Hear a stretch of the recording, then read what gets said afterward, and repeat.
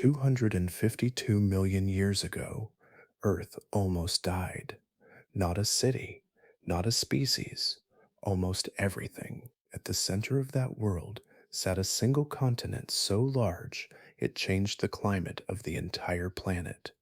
No Atlantic Ocean, no Pacific separating continents, just one enormous landmass surrounded by a single endless sea, and life trapped on it. The interior of this supercontinent was so dry that rainfall barely reached it.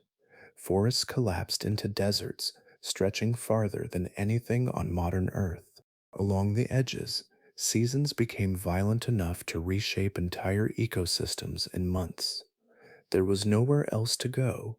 Predators and prey shared the same continuous ground. Rivers dried, returned, and vanished again. Entire regions swung between flooding and heat, severe enough to sterilize the landscape. Survival here was not about strength alone.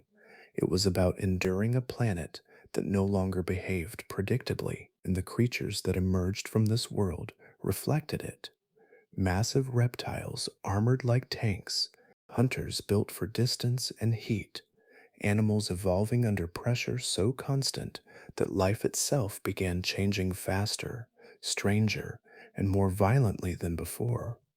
Then the collapse came, not all at once, not from a single cause, but from a chain of events that pushed this already unstable world closer and closer to the edge until Earth entered the deadliest extinction event in its history. Tonight, we explore the supercontinent that transformed Earth into one of the harshest environments life has ever endured, long before the familiar arrangement of continents drifted into existence. The surface of Earth carried a geometry unlike anything visible today. The coastlines, now separated by oceans, once rested against one another in silence, fitted together with such precision that even from orbit their correspondence remains unmistakable. Mountain belts broken apart by water still align across opposite sides of the Atlantic. Ancient rock layers continue seamlessly from Brazil into West Africa. Fossils of the same creatures appear in lands now divided by thousands of miles of ocean, preserved in stone like fragments of a map too large for any one generation to see all at once.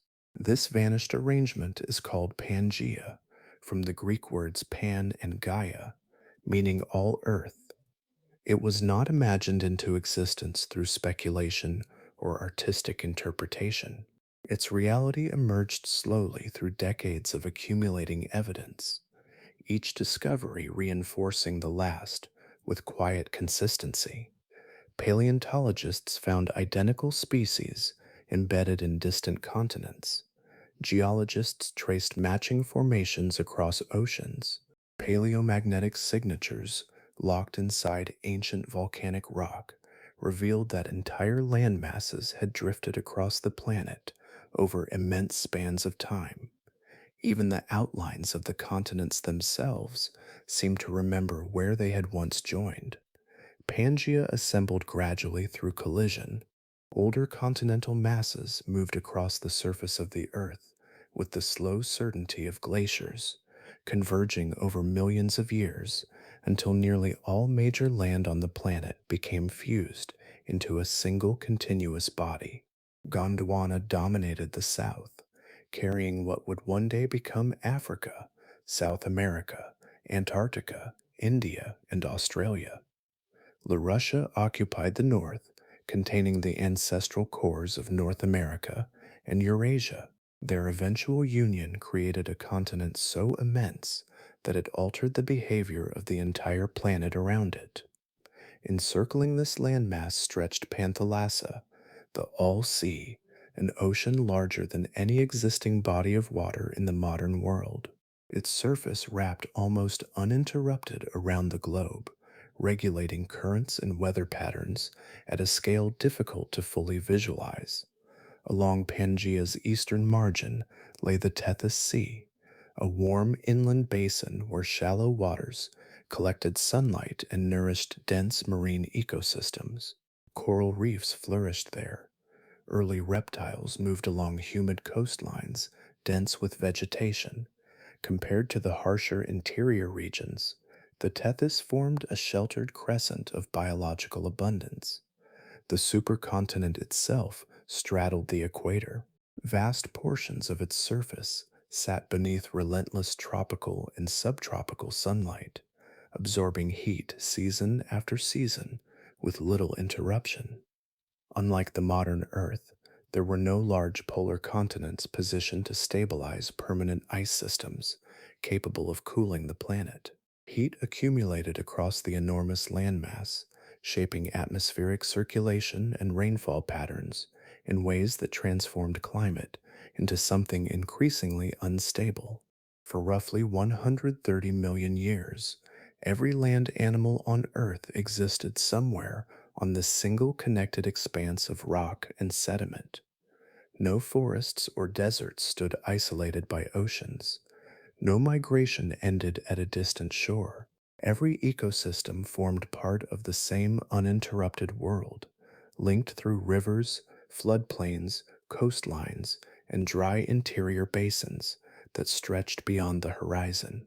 Nearly everything that followed in the age of Pangea emerged from that one geographical condition, a planet where life shared the same ground beneath a single sky. A coastline on the modern Earth is often the beginning of separation. Water interrupts movement. Forests, deserts, and mountain ranges may slow a species, but oceans stop it entirely. Over millions of years, this fragmentation reshapes life into countless local experiments. Creatures isolated on islands drift into unusual forms. Predators disappear from some regions while thriving in others. Entire branches of evolution unfold quietly, protected by distance and salt water. Pangea erased that pattern almost completely. Across the supercontinent, there were no oceans dividing land animals from one another. From the humid southern reaches near the polar margins to the dry northern interiors, the ground remained connected in one uninterrupted sweep of terrain. Rivers changed course, climates shifted, forests expanded and collapsed, yet the pathways between ecosystems remained open. A predator population could spread gradually across enormous distances over generations, following herds, water systems, or favorable seasons without ever reaching a terminal shore. This changed evolution itself. Isolation became rare. Any successful adaptation encountered competition almost immediately because there were few barriers preventing rival species from arriving in the same habitats. Ecological pressure moved continuously across the continent like weather, carrying hunting strategies, feeding behaviors, and survival mechanisms from one region into another. In such a connected world, stability was temporary. The fossil record preserves traces of that immense biological continuity. Lystrosaurus, a sturdy herbivore with a beaked mouth and tusk-like projections, appears in rock formations scattered across what are now Antarctica, India, and southern Africa. In the modern world, those regions are separated by vast oceans and radically different climates. During the age of Pangea, they formed part of the same southern landscape. The animal moved through them without interruption, crossing floodplains and seasonal woodlands that no longer exist except as compressed impressions in stone. For prey species, the consequences were especially severe. On later Earth, animals often survived by retreating into isolated valleys, islands, or continents beyond the reach of certain predators. During the Pangean era, safety could not easily be found through migration alone. Carnivores expanded through the same connected environments occupied by herbivores, tracking food sources across immense distances. A successful predator lineage rarely remained local for long. This constant exposure accelerated adaptation. Herbivores evolved thicker armor, faster movement, more specialized feeding behaviors. Predators refined jaws, limbs, and sensory systems in response. Every improvement in defense altered the pressure placed upon hunters, and every improvement in hunting reshaped the survival demands placed upon prey. Ecologists sometimes describe systems like this as evolutionary pressure chambers, environments where competition remains unbroken and relentless over immense spans of time. The modern world still carries fragments of the opposite arrangement.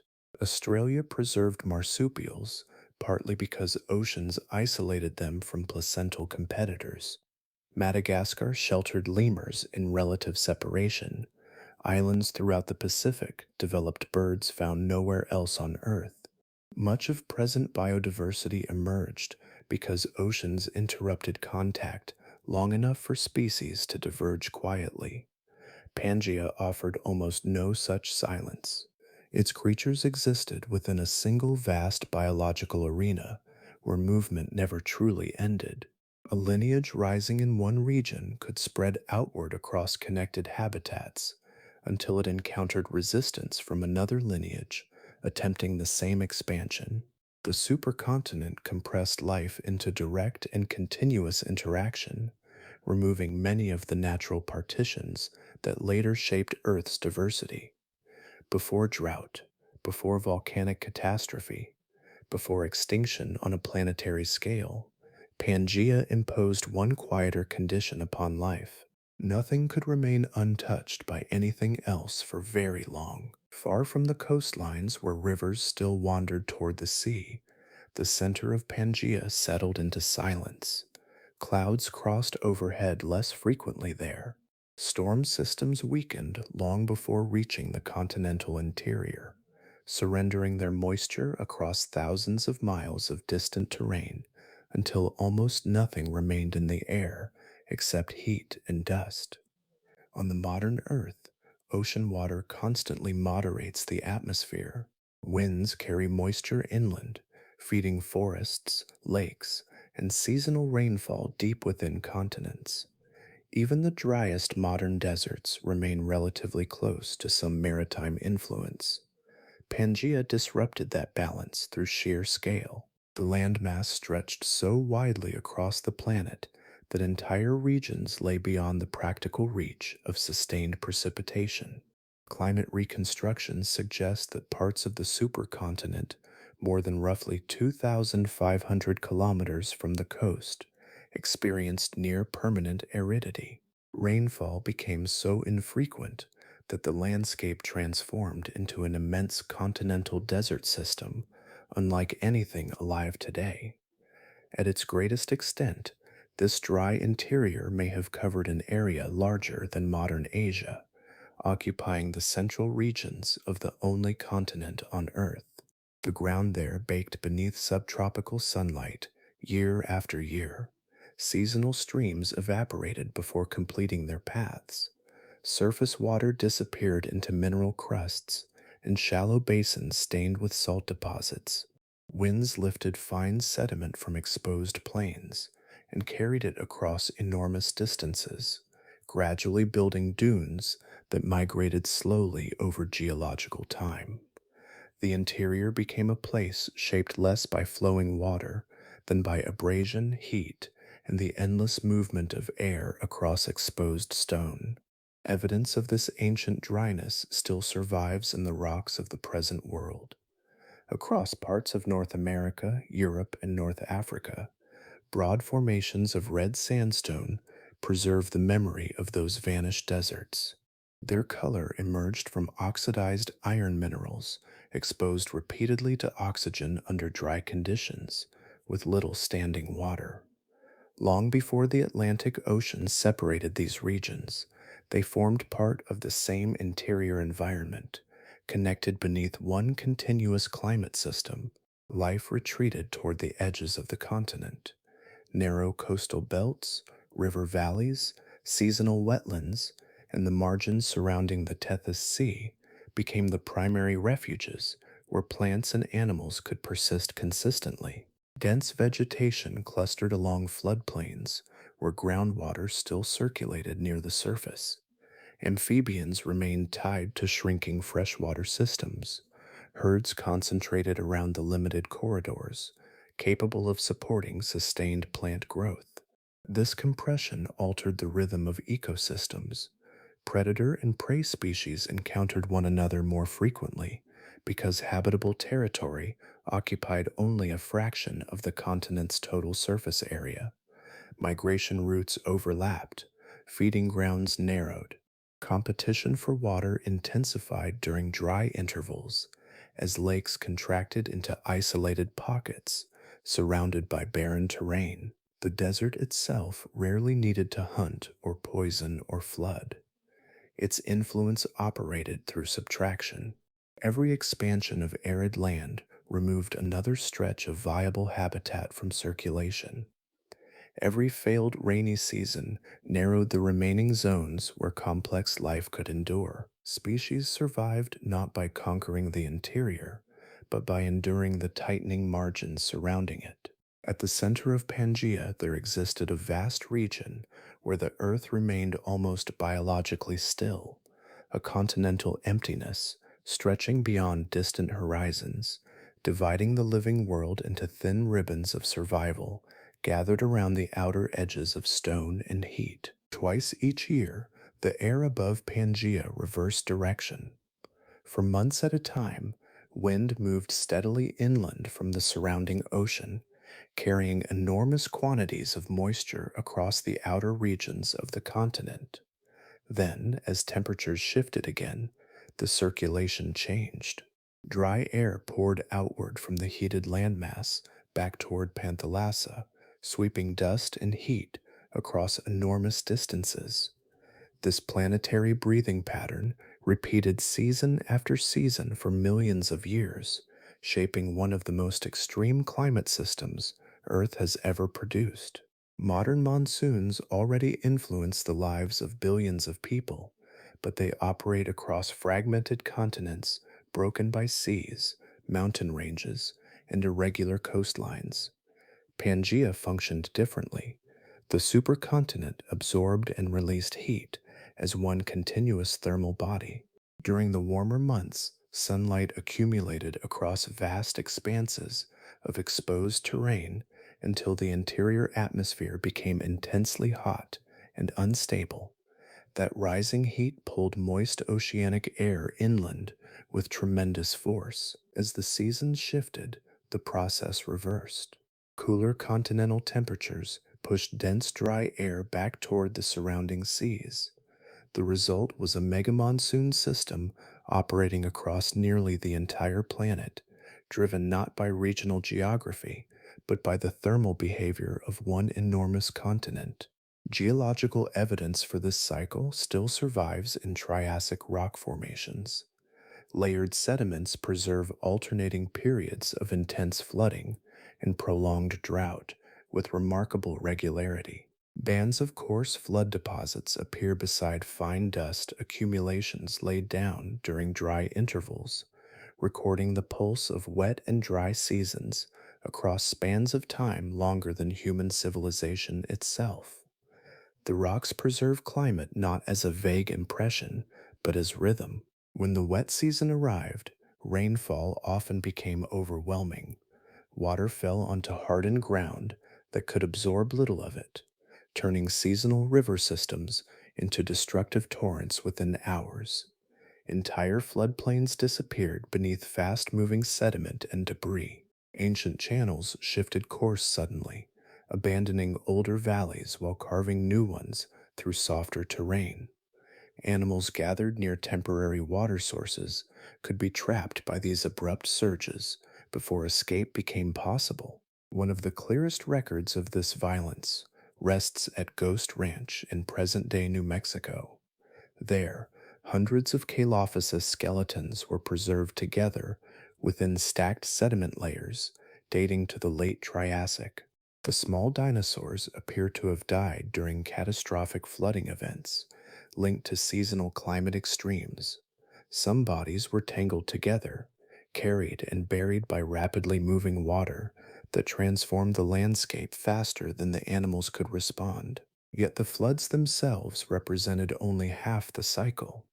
As the dry season returned, rivers fragmented into isolated pools, separated by cracked sediment and exposed stone. Temporary vegetation withered. Animals that had expanded outward during wetter months became stranded in shrinking habitats, where food and water diminished steadily beneath rising temperatures. Aquatic life retreated into deeper channels.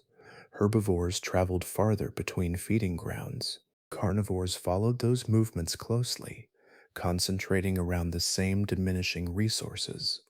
The weather system of Pangea imposed instability as a permanent condition of existence. Seasons did not simply alternate between mild abundance and scarcity. They transformed entire ecosystems back and forth between saturation and desiccation, forcing life into constant adjustment. Survival favored creatures capable of enduring abrupt environmental swings without collapsing beneath them. Organisms whose bodies and behaviors could absorb repeated disruption as naturally as breathing. Across the supercontinent, climate itself became one of the dominant evolutionary forces, shaping life with every returning season. In the long twilight, before dinosaurs began crossing the floodplains of Earth, another lineage already dominated the continent.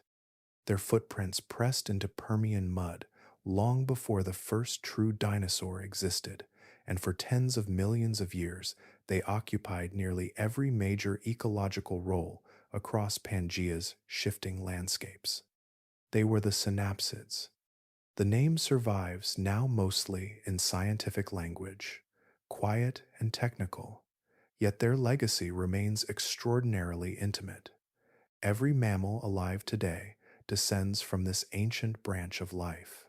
Humans, whales, bats, wolves, elephants all trace part of their ancestry back to creatures that once moved beneath the vast skies of the Permian world. Among the largest predators was Dimetrodon, an animal often mistaken for a dinosaur despite living many millions of years earlier. Its elongated neural spines supported a tall sail of skin along its back, rising above the body like the exposed ribs of a ship.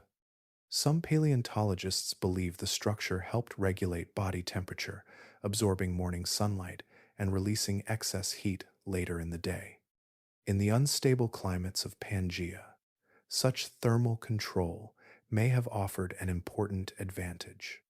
Dimetrodon's skull carried another innovation even more consequential than the sail itself. Its teeth were differentiated into distinct forms: sharp front incisors for gripping prey, enlarged canines for piercing flesh, and rear teeth capable of slicing and processing tissue more efficiently. Earlier vertebrates generally possessed rows of similar cone shaped teeth with limited specialization. Synapsids began breaking that uniformity apart, developing complex dentition that allowed more versatile feeding strategies and more efficient energy extraction from food. Beneath the surface of those anatomical changes, metabolism itself may already have been shifting. Bone structures in advanced synapsids suggest increasingly active lifestyles, supported by faster growth rates and elevated energy demands. Some species likely possess skin rich with blood vessels and insulating tissue, early steps along the immense evolutionary path toward warm bloodedness. Elsewhere, across the continent, other synapsids flourished in forms stranger still. Gorgonopsids moved through the Permian as agile predators with elongated saber like canine teeth and powerful jaws built for seizing large prey. Their bodies combined reptilian and mammalian characteristics in unfamiliar proportions: long tails, balancing muscular limbs beneath narrow skulls, lined with exposed fangs. Some species reach the size of modern bears, dominating food chains across broad regions of southern Pangea. The herbivores beneath them were equally remarkable. Dicynodonts ranged from small burrowing species, scarcely larger than rodents, to immense barrel-bodied grazers approaching the size of hippopotamuses. Many possessed horny beaks for cropping vegetation and paired tusks projecting from broad skulls. Fossil abundance suggests they represented an enormous proportion of terrestrial biomass during the late Permian, wandering through floodplains and seasonal woodlands in immense numbers. None of these animals were evolutionary failures, waiting for replacement. They were highly adapted organisms, thriving within the environmental pressures of their age. Their bodies carried sophisticated respiratory systems, advanced feeding mechanisms, and increasingly complex behaviors shaped through millions of years of natural selection. For a long interval of Earth's history, the synapsids ruled the supercontinent completely. Their descendants seemed poised to inherit the future indefinitely, spreading through ecosystems that still belonged entirely to them. Then, within a relatively brief geological span, much of that living world vanished from the planet almost entirely, leaving only scattered survivors to carry the lineage forward into a transformed Earth. The stone record changes abruptly at the boundary between the Permian and the Triassic. Layers once crowded with diverse shells, teeth, bones, and plant traces become strangely quiet above that line, as though the planet itself had exhaled and failed to inhale again for a very long time.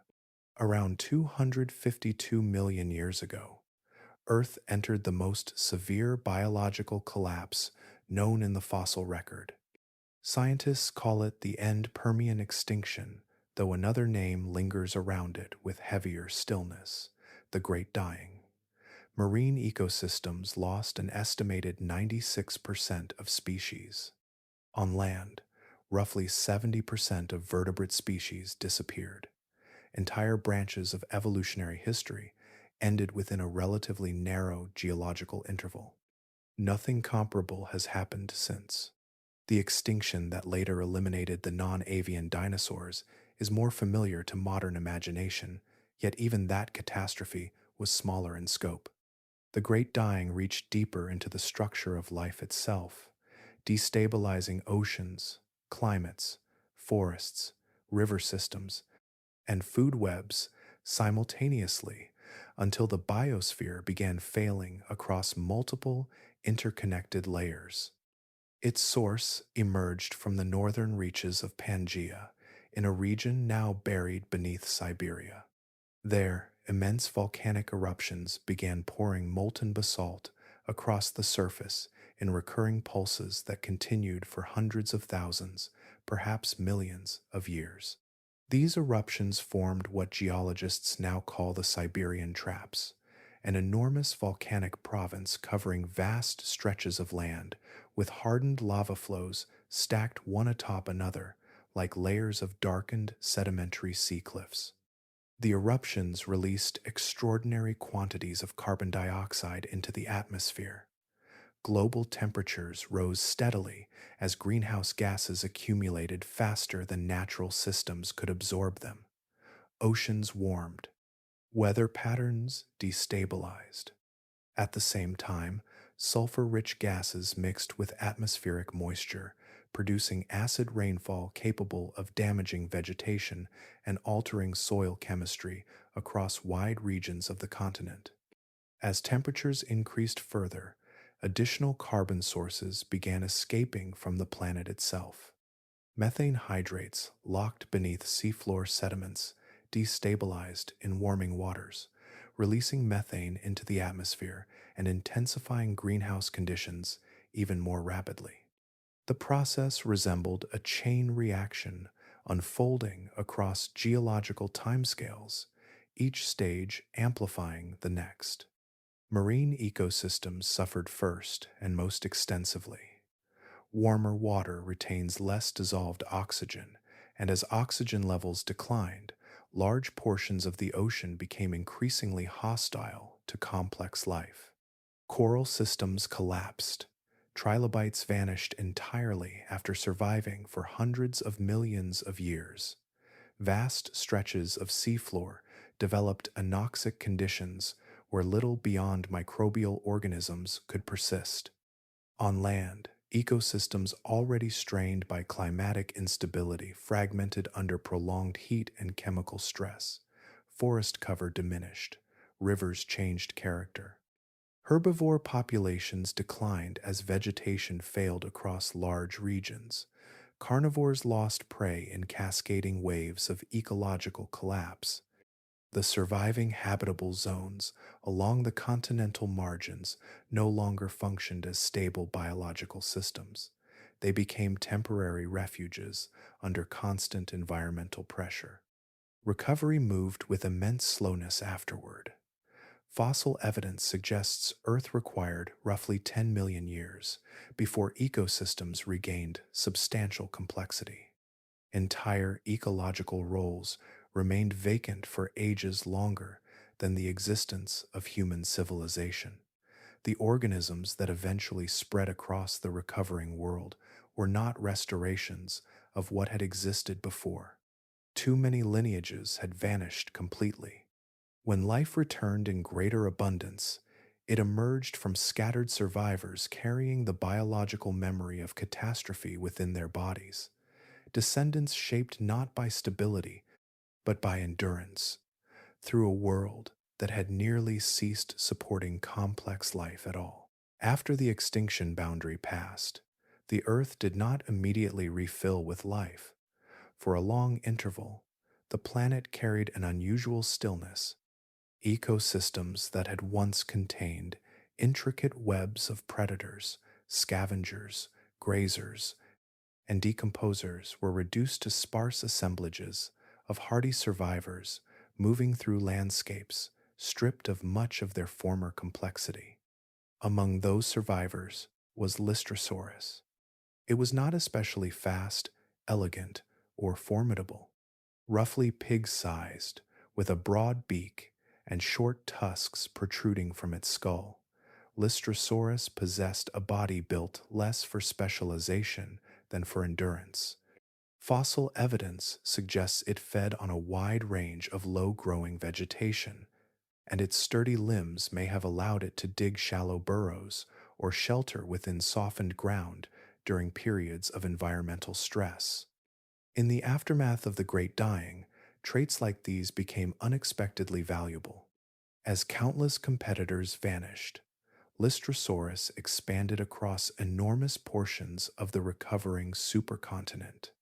In some early Triassic fossil beds, its remains account for an astonishing proportion of all vertebrate specimens discovered.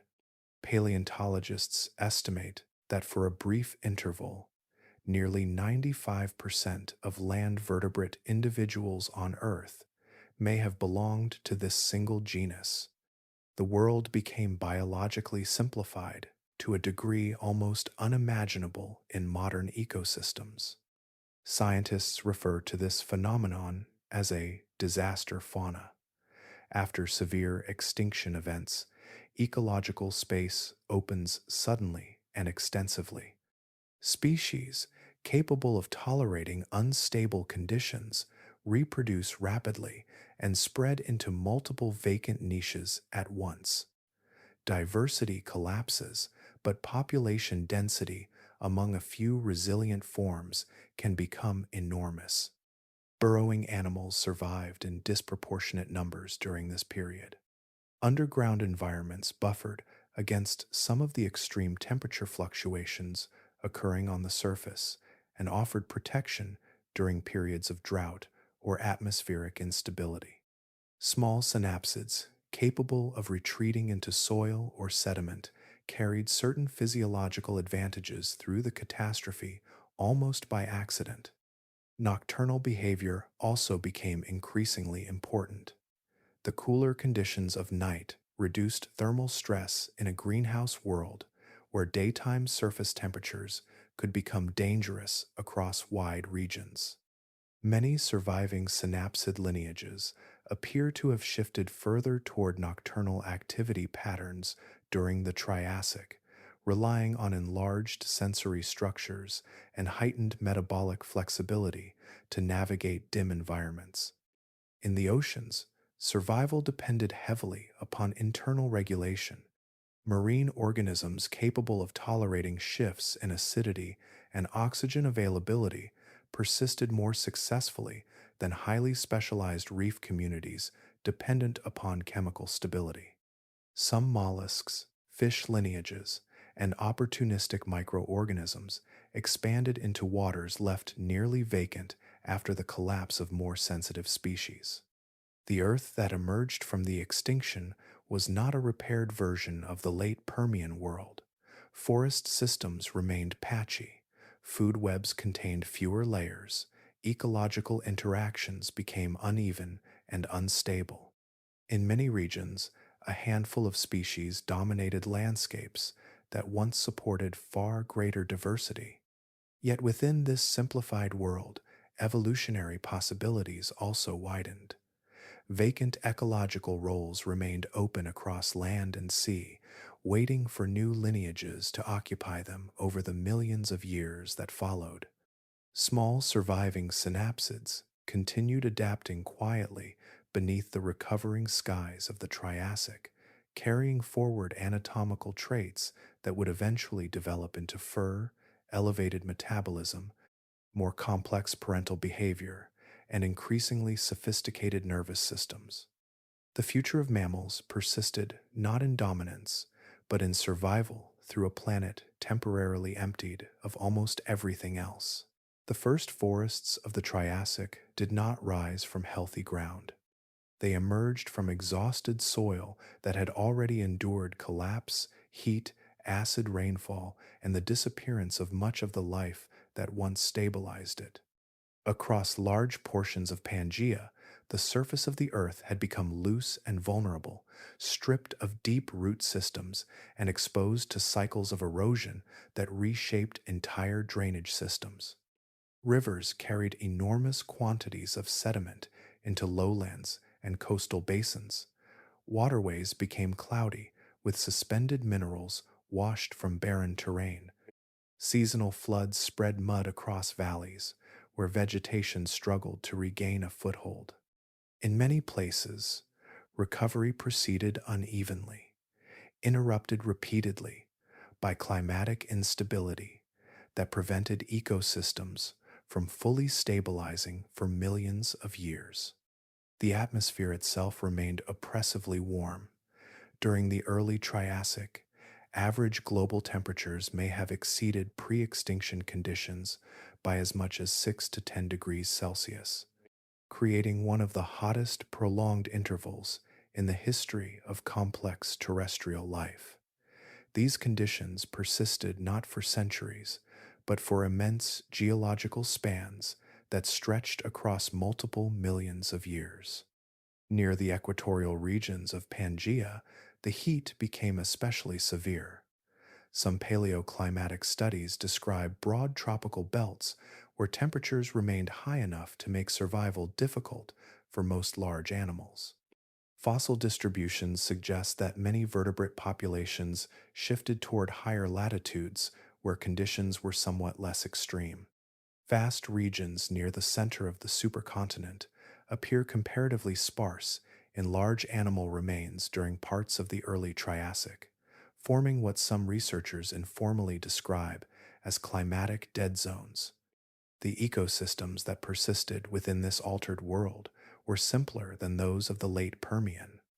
Food webs contained fewer species, occupying each ecological role, making them more vulnerable to disruption. Predator populations depended upon limited prey communities. Herbivores browsed among recovering plant systems, still lacking much of their former diversity. Stability existed in fragile pockets rather than across broad, resilient networks. Within freshwater environments, however, certain survivors expanded dramatically. The temnospondyls, large amphibious vertebrates that had endured the extinction within river systems and wetlands, became dominant predators in many aquatic habitats. Some species reached extraordinary sizes. Mastodonsaurus, among the largest, possessed a massive flattened skull lined with conical teeth and could grow to nearly 6 meters in length. It waded within murky waterways, much like a gigantic amphibious ambush predator, feeding on fish and smaller terrestrial animals approaching the water's edge. Plant life also recovered unevenly across the continent. In some regions, forests began re-establishing themselves within roughly 1 million years. Elsewhere, ecosystems remained sparse and heavily disturbed for 5 to 10 million years after the extinction event. Local geography, rainfall patterns, volcanic influence, and soil chemistry all shape the pace of recovery differently across the supercontinent. Into this unstable world emerged a new group of reptiles known as the archosaurs. Early members of the lineage were neither especially large nor immediately dominant. They moved quietly through recovering ecosystems already occupied by surviving synapsids, amphibians, and other reptiles, adapting to the altered climate of the Triassic. Yet within their anatomy lay features that would become increasingly important under the environmental pressures of the age, including upright limb posture, efficient locomotion, and respiratory systems capable of sustaining active movement in difficult conditions.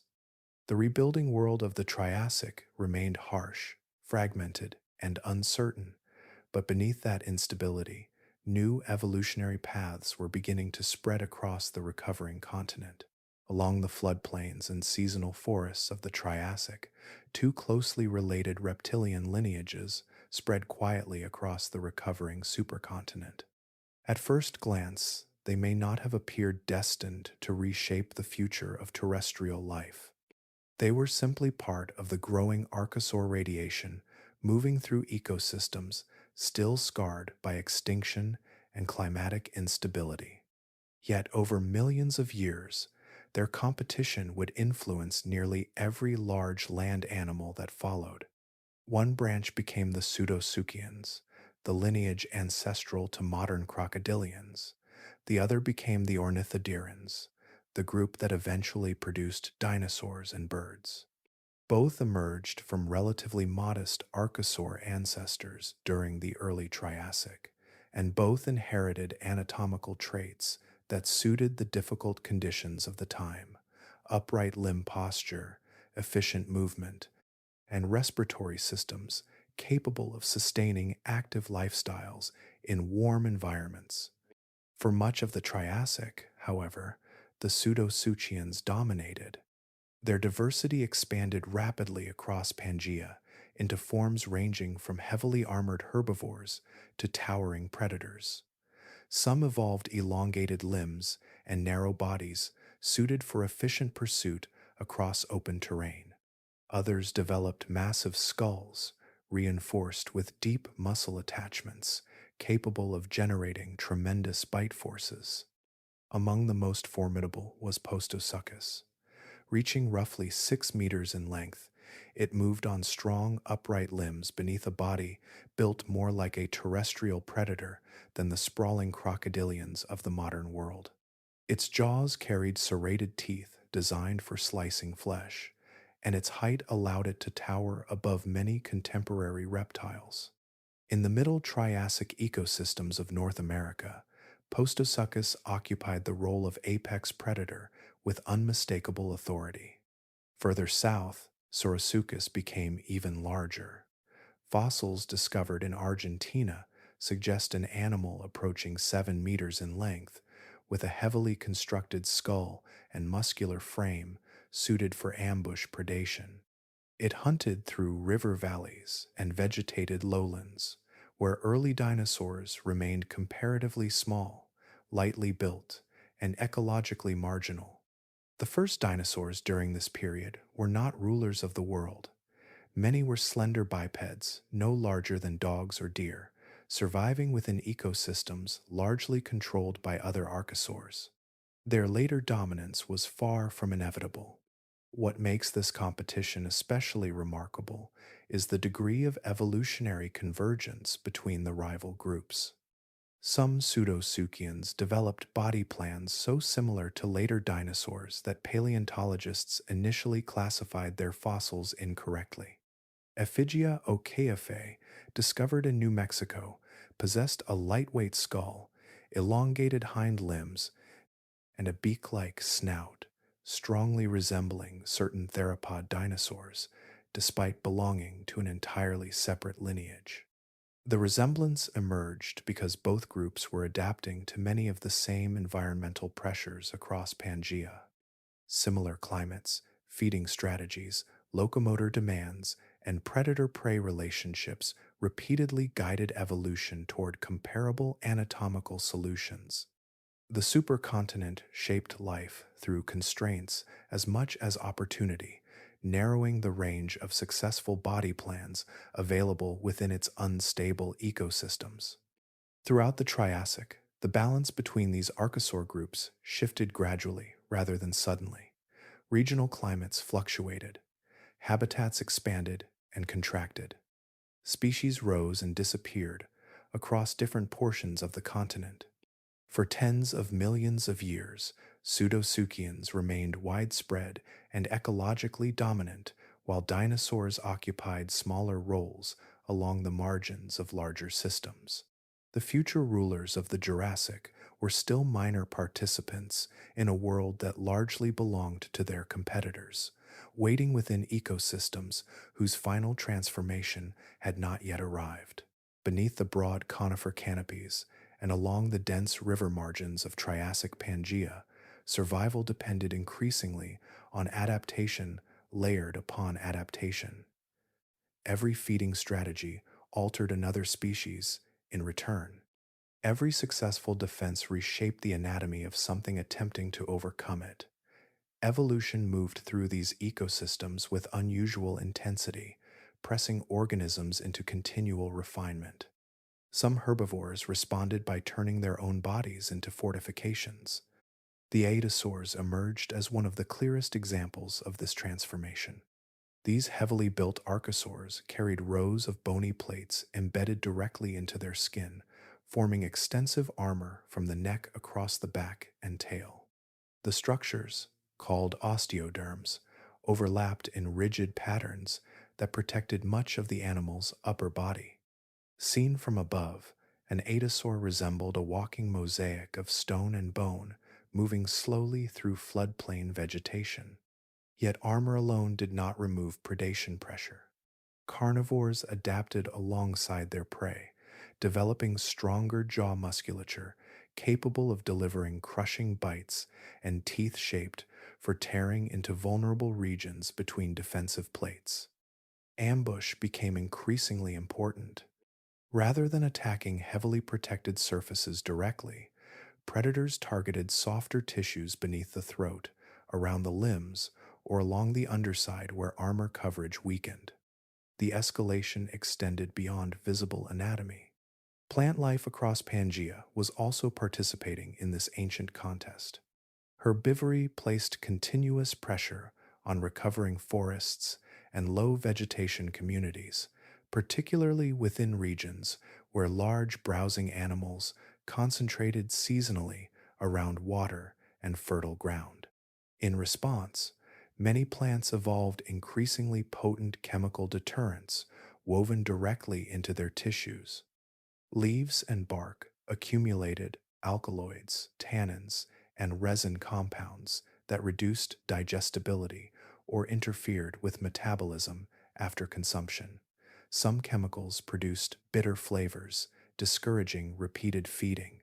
Others damaged digestive tissues or disrupted nutrient absorption in animals lacking the proper physiological defenses.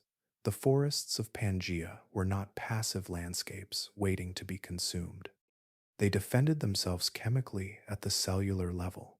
Animals answered those defenses through internal adaptation rather than visible weaponry. digestive systems evolved specialized enzymes capable of breaking down toxic compounds before they accumulated to dangerous levels. Liver structures in early reptiles and synapsids became increasingly efficient at processing complex plant chemicals, establishing metabolic pathways whose descendants still operate inside modern vertebrates today. Evidence also suggests that some reptilian lineages began developing specialized oral glands, producing mildly toxic or irritating secretions. These structures were not identical to the sophisticated venom systems seen in later snakes, yet they may represent deep evolutionary precursors. Early experiments in biochemical predation and defense emerging from ecosystems already saturated with selective pressure. Throughout the Triassic, predator populations remained unusually prominent relative to herbivore diversity. Fossil assemblages from several regions suggest ecosystems where carnivorous species occupied a striking proportion of ecological roles compared with many modern terrestrial environments. The reasons remain debated, though the compressed habitats and unstable food systems of Pangea likely intensified direct competition throughout the food chain. No adaptation remained uncontested for long. Thick armor encouraged stronger bites, chemical defenses encouraged metabolic resistance, speed favored ambush, ambush favored vigilance. The biological systems of the supercontinent evolved in constant response to one another, each pressure generating another counterpressure across millions of years. By the middle of the Triassic, life on Pangea had become shaped not only by climate and geography, but by an immense web of escalating interactions where survival increasingly depended upon how quickly a species could respond to the adaptations surrounding it. Long before familiar forests filled with birdsong and flowering trees, the surface of Earth carried a different atmosphere of sound. Across the immense breadth of Pangea, the air moved through landscapes that felt quieter in some ways, yet far heavier in others, as though every vibration lingered longer against the exposed terrain of the supercontinent. The nights were especially unfamiliar. No birds crossed the dusk sky, calling to one another from branches, because birds did not yet exist. Their songs belonged to a future more than 150 million years away. Instead, much of the nocturnal soundscape came from insects. Early relatives of crickets and katydids rubbed specialized structures along their wings together in rhythmic pulses, producing long repeating tones that drifted through wetlands and conifer groves with hypnotic regularity. Fossils preserve these structures in extraordinary detail. The microscopic ridges responsible for sound production remain visible in stone, allowing paleontologists to reconstruct the approximate frequencies those insects created. Many of the calls were lower and flatter than modern insect sounds, lacking the varied layers that birds would later add to terrestrial ecosystems. The result may have resembled a vast, continuous hum spreading across enormous distances beneath the darkness. From rivers and floodplains came deeper resonances.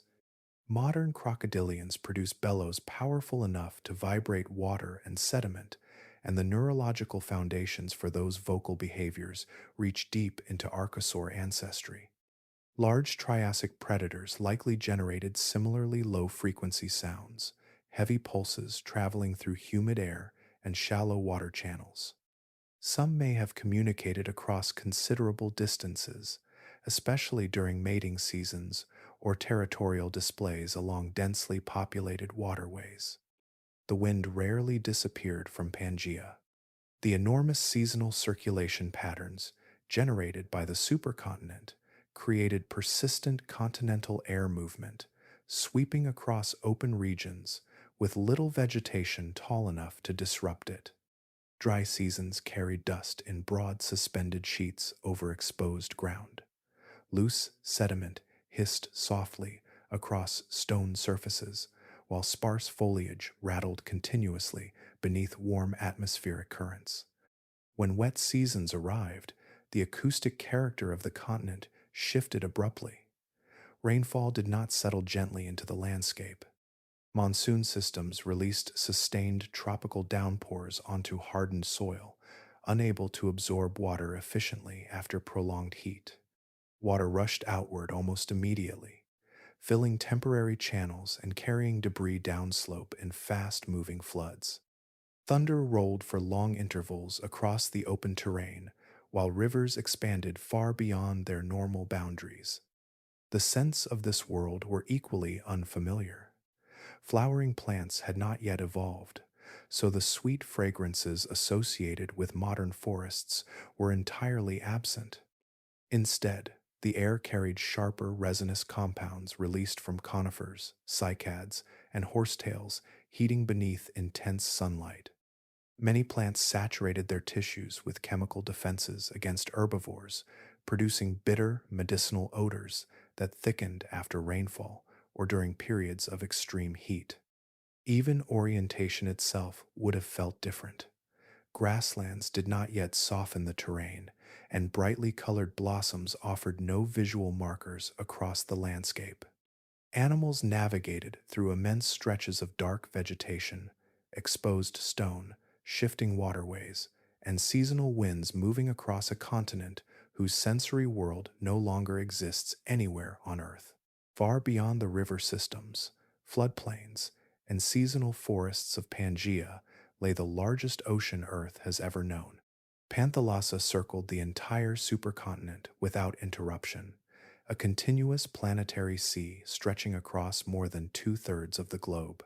Its surface connected every coastline on Earth, and its movements shaped the climate, chemistry, and biological rhythms of the world with immense invisible force. The atmosphere above Pangea depended upon this ocean constantly. Heat gathered across Panthalassa during long tropical seasons and circulated outward through colossal current systems that redistributed thermal energy between equatorial and polar regions.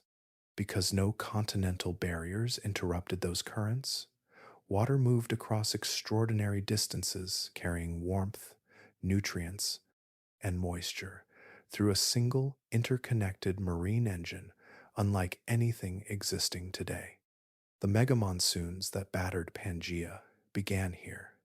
Solar heat lifted vast quantities of water vapor from the ocean surface into the atmosphere, feeding seasonal systems powerful enough to alter weather across the entire supercontinent. Even inland droughts and floods depended indirectly upon evaporation, occurring thousands of kilometers away above open water.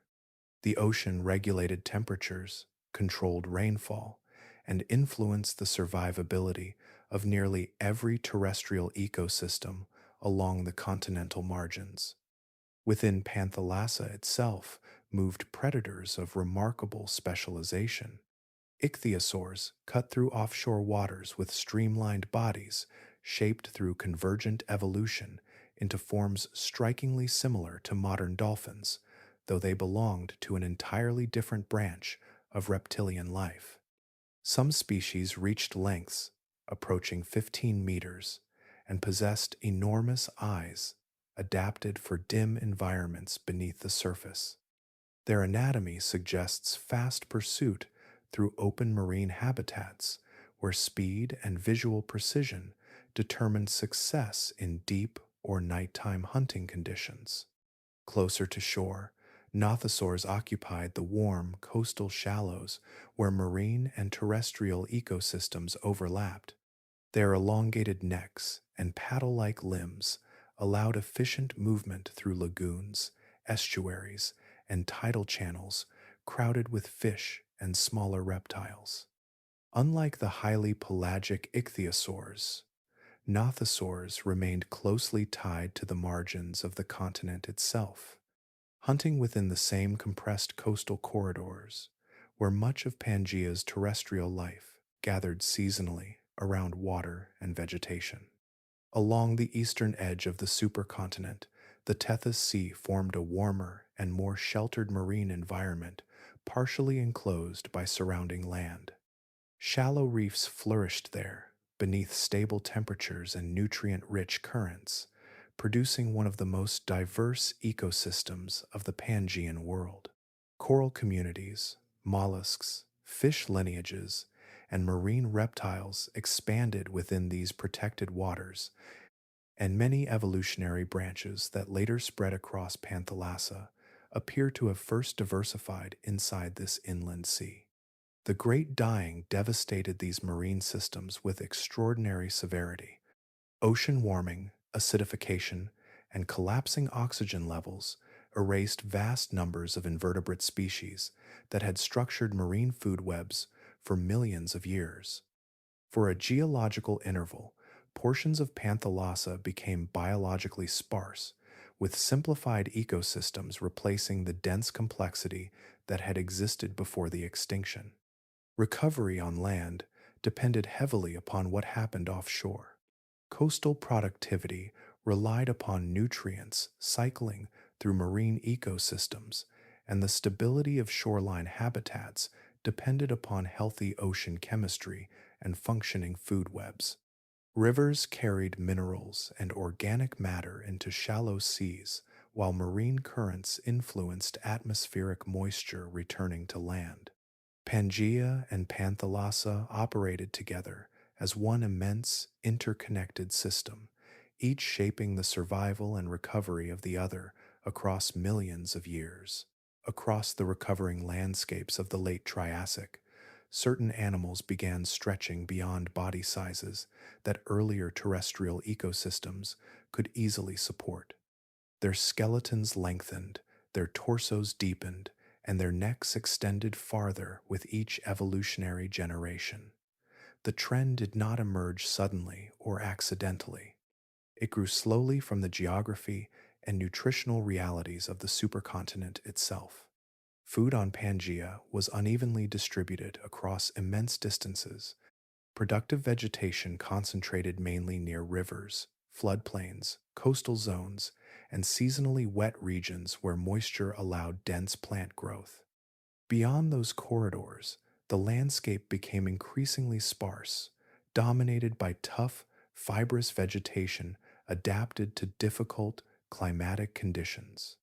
Conifers, cycads, seed ferns, and horsetails formed much of the available plant biomass, but these plants were comparatively low in nutritional value and difficult to digest efficiently. Large bodies solved that problem remarkably well. A longer digestive tract allowed plant material to remain inside the body for extended periods, giving microbial fermentation more time to break down cellulose and extract nutrients from coarse vegetation. Larger gut chambers processed greater quantities of food each day, while storing enough energy to sustain movement between distant feeding grounds. Increased body mass also reduced the relative energetic cost of long-distance travel, allowing enormous herbivores to cross wider territories without exhausting themselves as rapidly as smaller competitors. Within this environmental framework, the sauropodomorph dinosaurs began to emerge. Early members of the lineage were still relatively modest animals, often moving on two legs and measuring only a few meters in length. Yet their anatomy already carried the foundations of gigantism. Their necks lengthened gradually. Their torsos expanded to house larger digestive systems, and their skeletal structures evolved to support increasing mass with surprising efficiency. Among the clearest examples was Plateosaurus, one of the earliest large sauropodomorphs known from the late Triassic. Fossils discovered across what is now Central Europe reveal animals approaching 10 meters in length, inhabiting broad seasonal floodplains along the western interior of Pangea. Its elongated neck allowed feeding across a wide vertical and horizontal range, without requiring constant full-body movement. conserving energy while accessing vegetation unavailable to smaller herbivores. The atmosphere of the late Triassic may also have contributed indirectly to this rise in scale. Oxygen concentrations were likely lower than those of the modern world, perhaps around 16%. Yet, archosaurs possessed increasingly efficient respiratory systems capable of sustaining active movement despite reduced oxygen availability. Air sac structures and flow through breathing patterns, ancestral to those later perfected in birds, allowed oxygen extraction with remarkable effectiveness relative to many earlier reptilian groups. As herbivores increased in size, predators faced new selective pressures of their own. Carnivores capable of targeting larger prey gained access to greater energy resources, while smaller predators risked losing ecological ground to competitors better adapted for confronting increasingly massive animals. Teeth strengthened, skulls deepened, and locomotor systems evolved toward handling larger prey across open terrain. By the end of the Triassic, gigantism had become deeply woven into the biological structure of Pangea. The supercontinent rewarded animals capable of processing poor vegetation efficiently, traveling immense distances economically, and surviving within landscapes where resources fluctuated dramatically across seasons and geography. The result was a world increasingly populated by creatures whose scale would eventually surpass nearly anything terrestrial life has produced since. The shape of life on Pangea was determined as much by plants as by predators, climate, or geography. Vegetation formed the physical structure of the supercontinent's ecosystems, controlling where moisture remained, how nutrients circulated, and which animals could survive within particular regions. Every migration route, feeding strategy, and evolutionary pressure on land was tied in some way to the changing architecture of ancient plant life. During the Permian, wetter portions of southern Pangea were dominated by glossopteris forests. These seed ferns grew tall enough to create dense woodland environments across vast stretches of what are now Antarctica, India, South America, Africa, and Australia. Their leaves, broad and tongue-shaped, accumulated in thick layers across damp soil and slow-moving waterways. Fossils of Glossopteris appear across these now distant continents with such consistency that they became one of the clearest pieces of evidence confirming the former unity of the supercontinent itself. When the Great Dying arrived, those forests collapsed alongside much of the animal life dependent upon them. Plant extinctions spread across enormous regions as rising temperatures, acid precipitation, and atmospheric instability disrupted photosynthesis and destroyed fragile ecological balances. Root systems that had stabilized soil for millions of years died away, leaving exposed sediment vulnerable to erosion from seasonal flooding and wind. Rivers carried enormous quantities of loose material toward coastal basins, while once fertile ground degraded into unstable landscapes stripped of organic richness. Into this damaged world spread Pleuromea. The plant resembled a tall reed or primitive club moss, simple in structure and highly tolerant of disturbed environments. Within a relatively brief geological interval, Pleuromea expanded across large portions of the planet, forming near monocultures in many post-extinction ecosystems. It thrived in depleted soil where more complex forests struggled to recover, becoming the botanical equivalent of a disaster fauna, a resilient generalist filling ecological space left vacant by catastrophe. As the Triassic progressed, plant communities slowly diversified again, though the recovering ecosystems differed profoundly from those that had existed before the extinction. Conifers spread widely across seasonal floodplains and upland regions. Cycads developed thick armored trunks crowned with dense clusters of stiff leaves. Horsetails lined rivers and wetlands in dense vertical stands. Much of this vegetation was chemically defended, fibrous, and difficult to digest, forcing herbivores toward increasingly specialized teeth and larger digestive systems capable of extracting nutrients from tough plant tissue. The ground itself looked unfamiliar compared with the modern world. Grass had not yet evolved, so no continuous carpets of green covered the landscape. Open areas consisted, instead of exposed soil, scattered leaf litter, low creeping vegetation, and patches of hardy ferns adapted to unstable climates. Wind moved dust freely across many regions where modern ecosystems would now be anchored by dense grassland root systems. Flowering plants also did not yet exist. There were no blossoms attracting, pollinating insects, no fruits designed for animal dispersal, and no sweet fragrances drifting through the forests. The visual world of Pangea remained dominated by muted greens, browns, and grayish foliage beneath conifer canopies and cycads. Entire ecological relationships, fundamental to modern ecosystems, had not yet appeared. These absences shaped far more than appearance alone. They altered energy flow, animal behavior, sensory environments, and evolutionary pathways across the entire supercontinent, creating ecosystems fundamentally unlike those of any later age in Earth's history. Long before the supercontinent fully separated into recognizable continents, the first fractures had already begun to open beneath its surface. Deep under the dry plains and coastal margins of late Triassic Pangea, tectonic tension slowly stretched the crust apart. The continent that had once assembled through collision was beginning the opposite journey, not suddenly, but through immense geological strain accumulating across millions of years.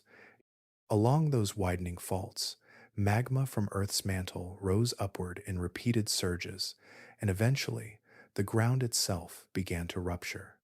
What emerged was the Central Atlantic Magmatic Province, now known simply as CAMP, one of the largest volcanic events in planetary history. Lava poured across enormous regions of the supercontinent in repeated outbursts, covering parts of what are now North America, South America, Africa, and Europe beneath thick flood basalt deposits still visible today. These eruptions did not resemble isolated volcanic mountains briefly awakening before falling quiet again. They unfolded as prolonged continental scale fissures, releasing molten rock and volcanic gases over approximately 600,000 years. The atmosphere absorbed enormous quantities of carbon dioxide during this interval, likely between 2 and 3 times the amount released during the Siberian Traps eruptions that had triggered the Great Dying 50 million years earlier. Because the eruptions arrived in repeated pulses rather than a single isolated catastrophe, climatic systems had little opportunity to stabilize between episodes. Temperatures climbed once more. Rainfall chemistry shifted. Seasonal patterns destabilized across ecosystems already shaped by long periods of environmental stress. The extinction that followed, now called the end Triassic extinction, eliminated approximately 76% of all species on Earth. Many of the large pseudosuchian archosaurs that had dominated Triassic ecosystems disappeared entirely. River systems lost major predators. Forest communities collapsed in many regions as acid precipitation altered soil chemistry and damaged recovering vegetation. Food webs fragmented from the bottom upward as plant productivity declined and herbivore populations contracted soon afterward. In the oceans, the consequences spread with equal force. Carbon dioxide dissolved into seawater, increasing ocean acidity and destabilizing marine ecosystems that had never fully recovered from the earlier extinction. Reef communities declined again. Many shelled organisms struggled to maintain the chemical balance necessary for survival in increasingly corrosive waters. Coastal ecosystems tied closely to marine nutrient cycles weakened alongside them, reducing the productivity of the narrow regions where much of Pangea's terrestrial life remained concentrated. There was a quiet irony in the timing of the disaster. The tectonic forces responsible for tearing the supercontinent apart were simultaneously generating the volcanic eruptions, destroying the creatures living upon it. Pangea was not simply ending. The process of its destruction became an extinction mechanism in itself, reshaping atmosphere, ocean chemistry, rainfall patterns, and biological survival all at once. Yet extinction rarely leaves ecosystems empty for long. Across the fractured landscapes and destabilized climates of the late Triassic, a smaller group of survivors endured the catastrophe more successfully than their competitors. Among them were early dinosaurs, still relatively modest in ecological dominance before the eruptions began. As older lineages disappeared, the vacant ecological roles left behind gradually opened before them, and the balance of life on Earth quietly shifted once again. Across the fractured remains of Pangea, the world after the end Triassic extinction did not immediately belong to dinosaurs. For a brief geological interval, the planet was quiet again, ecosystems reduced and uneven, many familiar lineages erased from landscapes they had dominated for millions of years. River valleys emptied, forest margins thinned, entire predator communities disappeared from the fossil record with startling abruptness. Into that unstable silence, the dinosaurs expanded, not in a sudden triumphant surge, but gradually, species by species, territory by territory, until nearly every major ecological role on land belonged to them. The reason this happened remains one of the most intensely debated questions in paleontology. Dinosaurs were not obviously dominant before the extinction.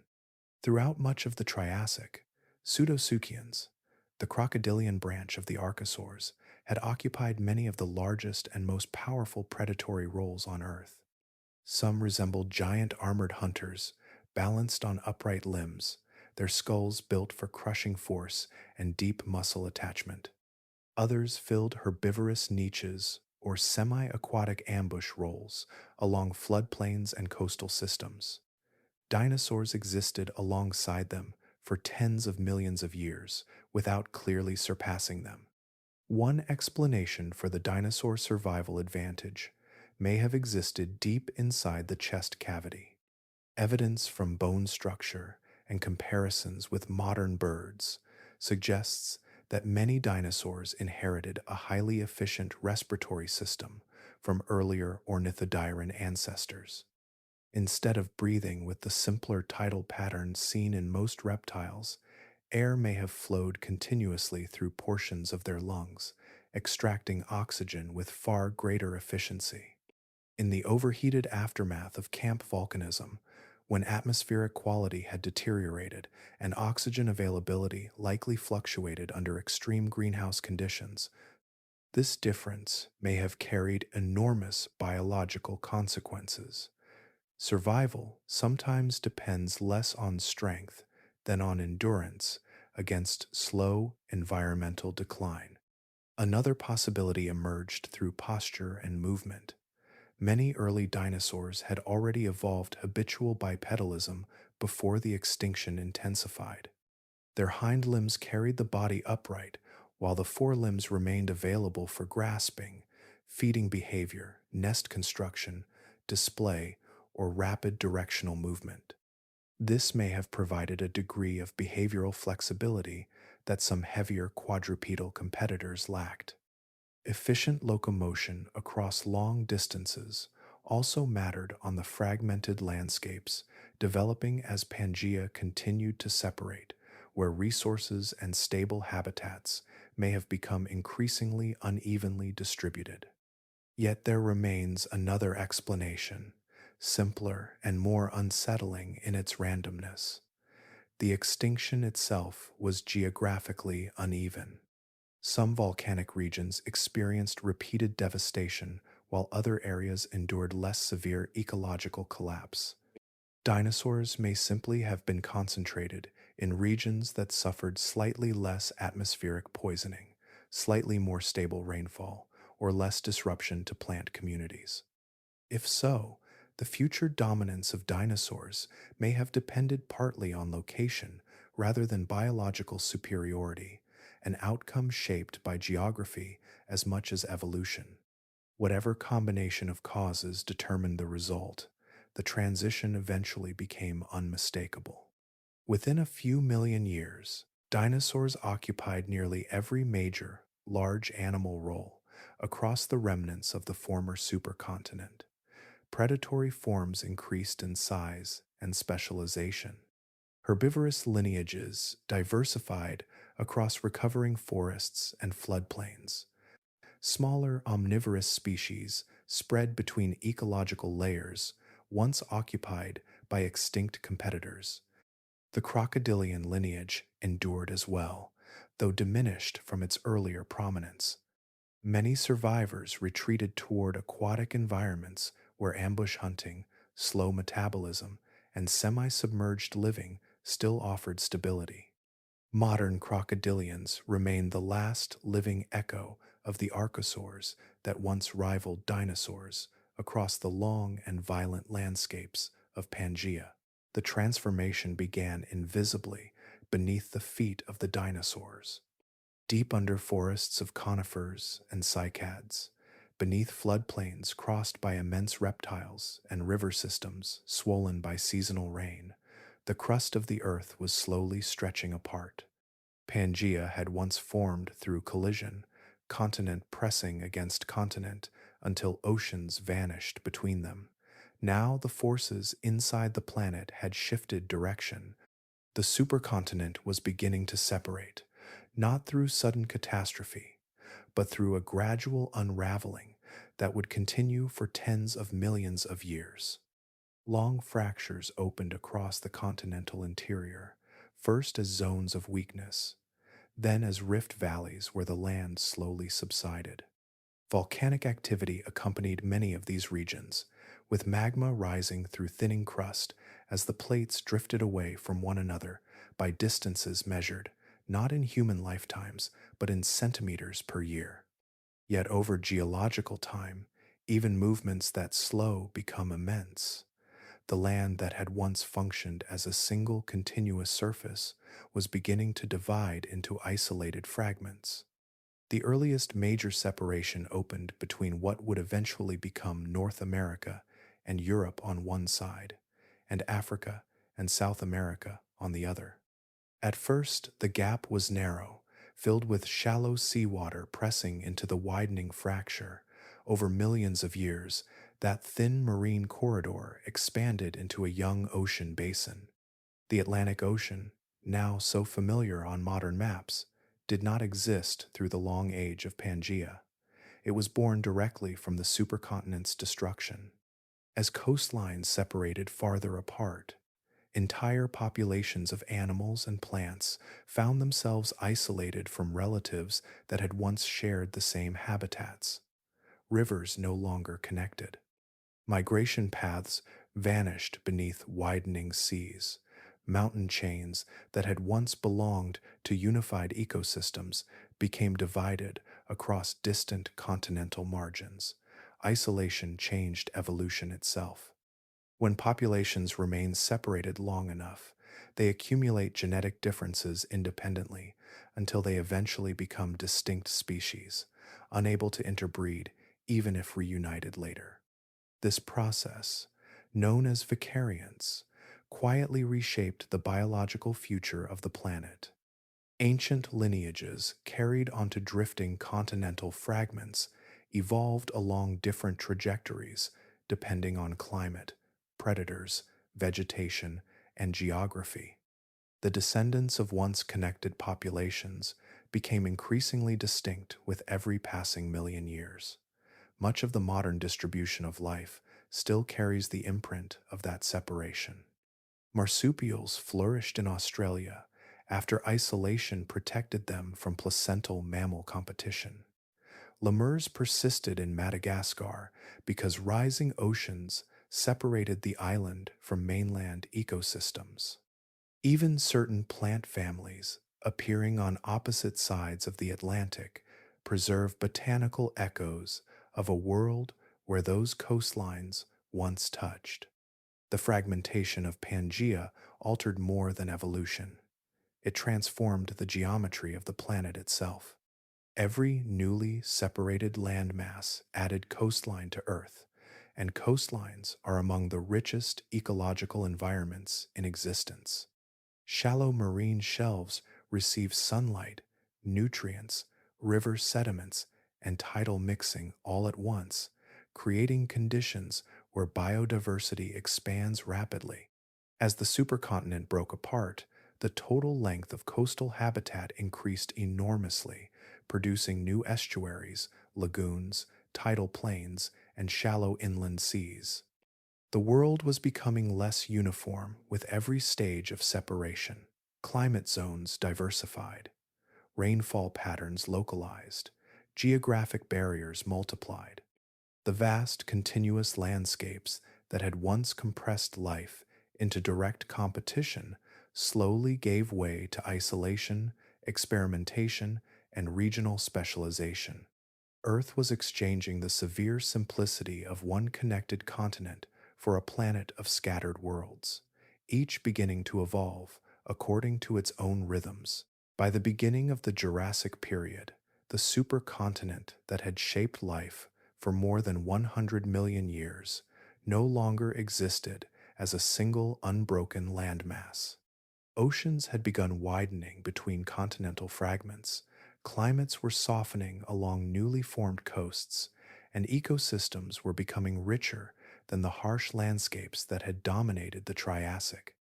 Yet, beneath that growing diversity, the biological architecture of the Jurassic world still carried the unmistakable imprint of Pangea.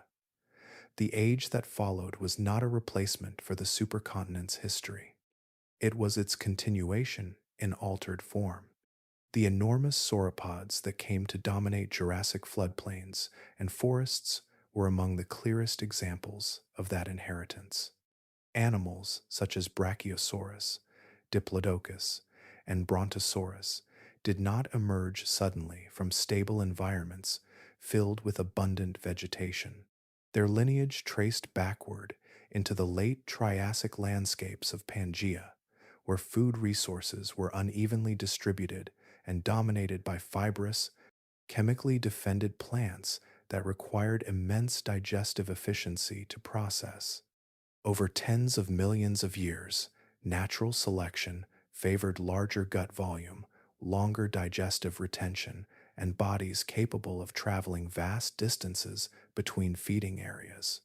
The gigantic sauropods of the Jurassic represented the fully realized outcome of pressures that had begun long before the supercontinent fractured apart.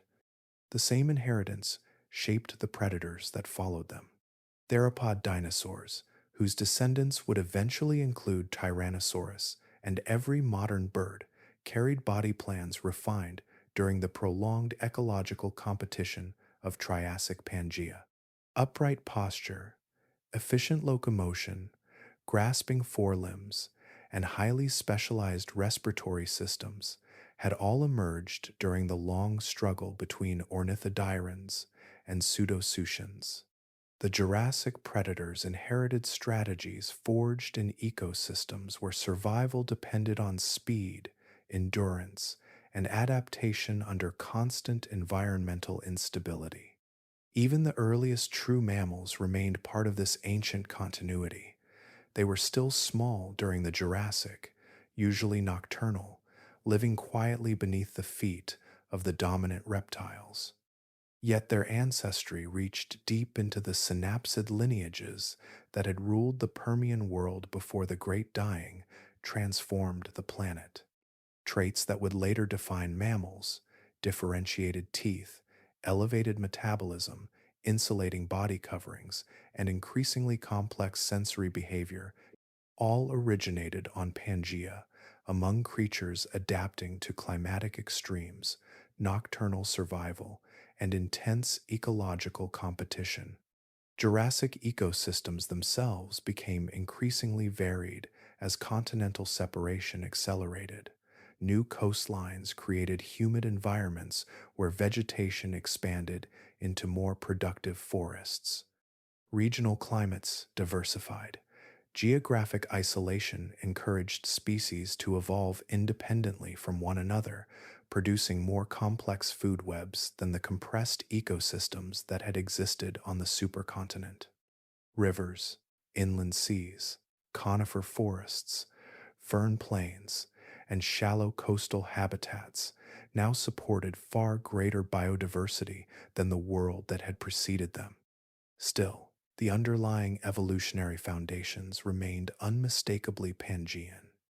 Nearly every major terrestrial body plan of the Jurassic had first emerged during the supercontinent era. The strategies that allowed giant herbivores to feed, predators to hunt, and small mammals to persist had all been shaped under the difficult conditions of one connected continent. Pangea acted less like a vanished world and more like an evolutionary furnace, concentrating pressure across ecosystems until entirely new forms of life emerged from it. The severe climates, relentless competition, volcanic catastrophes, and biological bottlenecks of the supercontinent eventually passed away. Yet, the living systems built during that age endured long after the continent itself disappeared, spreading outward across a changing earth that still carried its ancient design.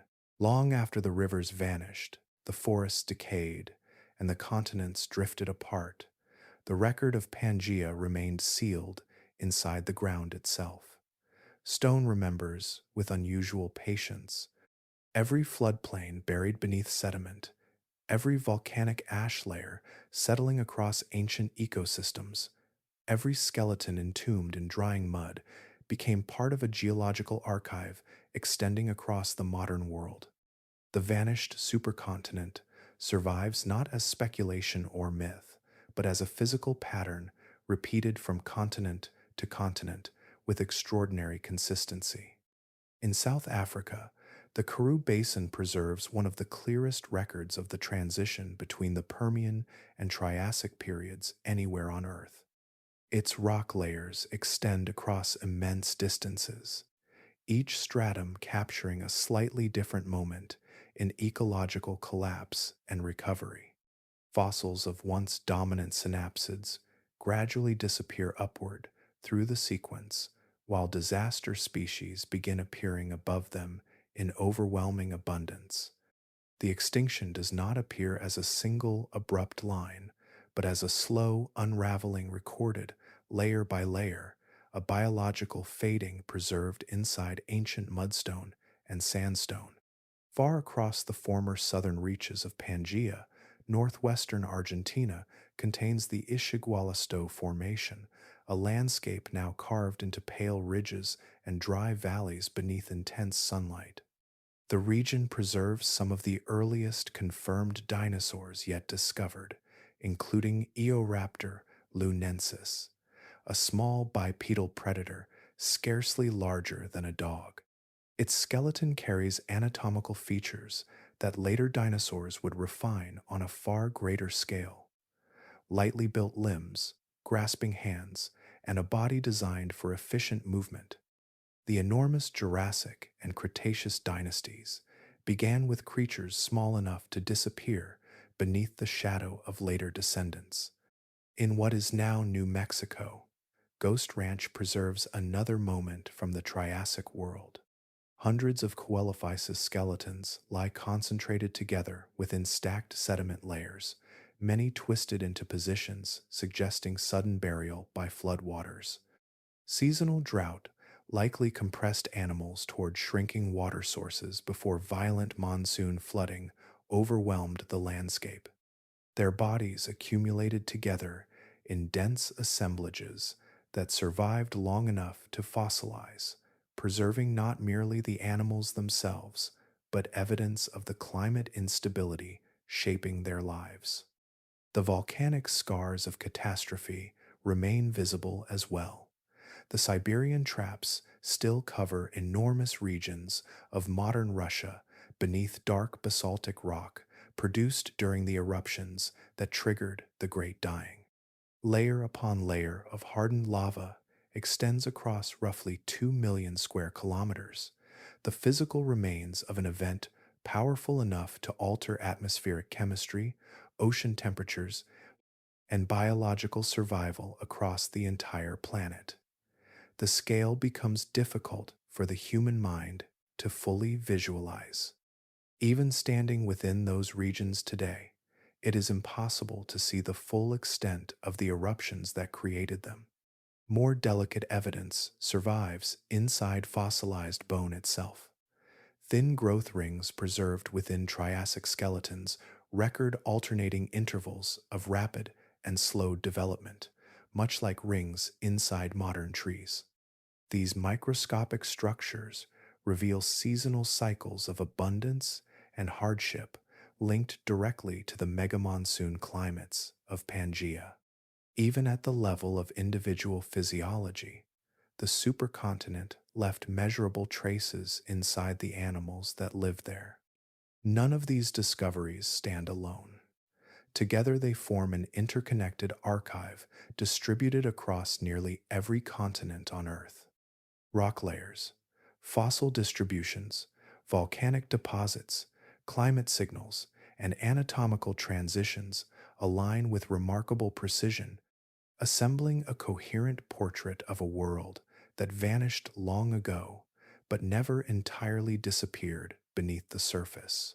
Inside the human body are structures so ancient that they were already evolving while Pangea still existed as a single continent beneath unfamiliar constellations.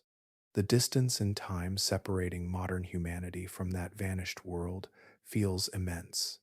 Yet, evolution does not erase its earlier drafts. It layers new forms over older ones, preserving fragments of deep history inside living anatomy. The body carries those fragments quietly, often without revealing how old they truly are. The shape of human teeth begins in the Permian world. Early vertebrates possessed mouths filled with near identical conical teeth suited for gripping rather than processing food. Synapsids changed that arrangement. Their mouths became divided into specialized regions, incisors for cutting, enlarged canines for piercing, and broader rear teeth capable of crushing or grinding. This innovation allowed food to be processed more efficiently before swallowing, extracting more energy from limited resources in the harsh ecosystems spread across Pangea. The pattern remains visible every time a human jaw closes. Even the uneven surfaces of molars trace back to anatomical experiments conducted hundreds of millions of years ago among creatures moving through Triassic floodplains and Permian forests. Hearing also carries the mark of that ancestry. The tiny bones suspended within the middle ear, the malleus, incus, and stapes, originated not as auditory structures but as components of the jaw joint in ancient synapsids. Transitional fossils preserve stages of this transformation with remarkable clarity, showing bones gradually shifting position and function across evolutionary time.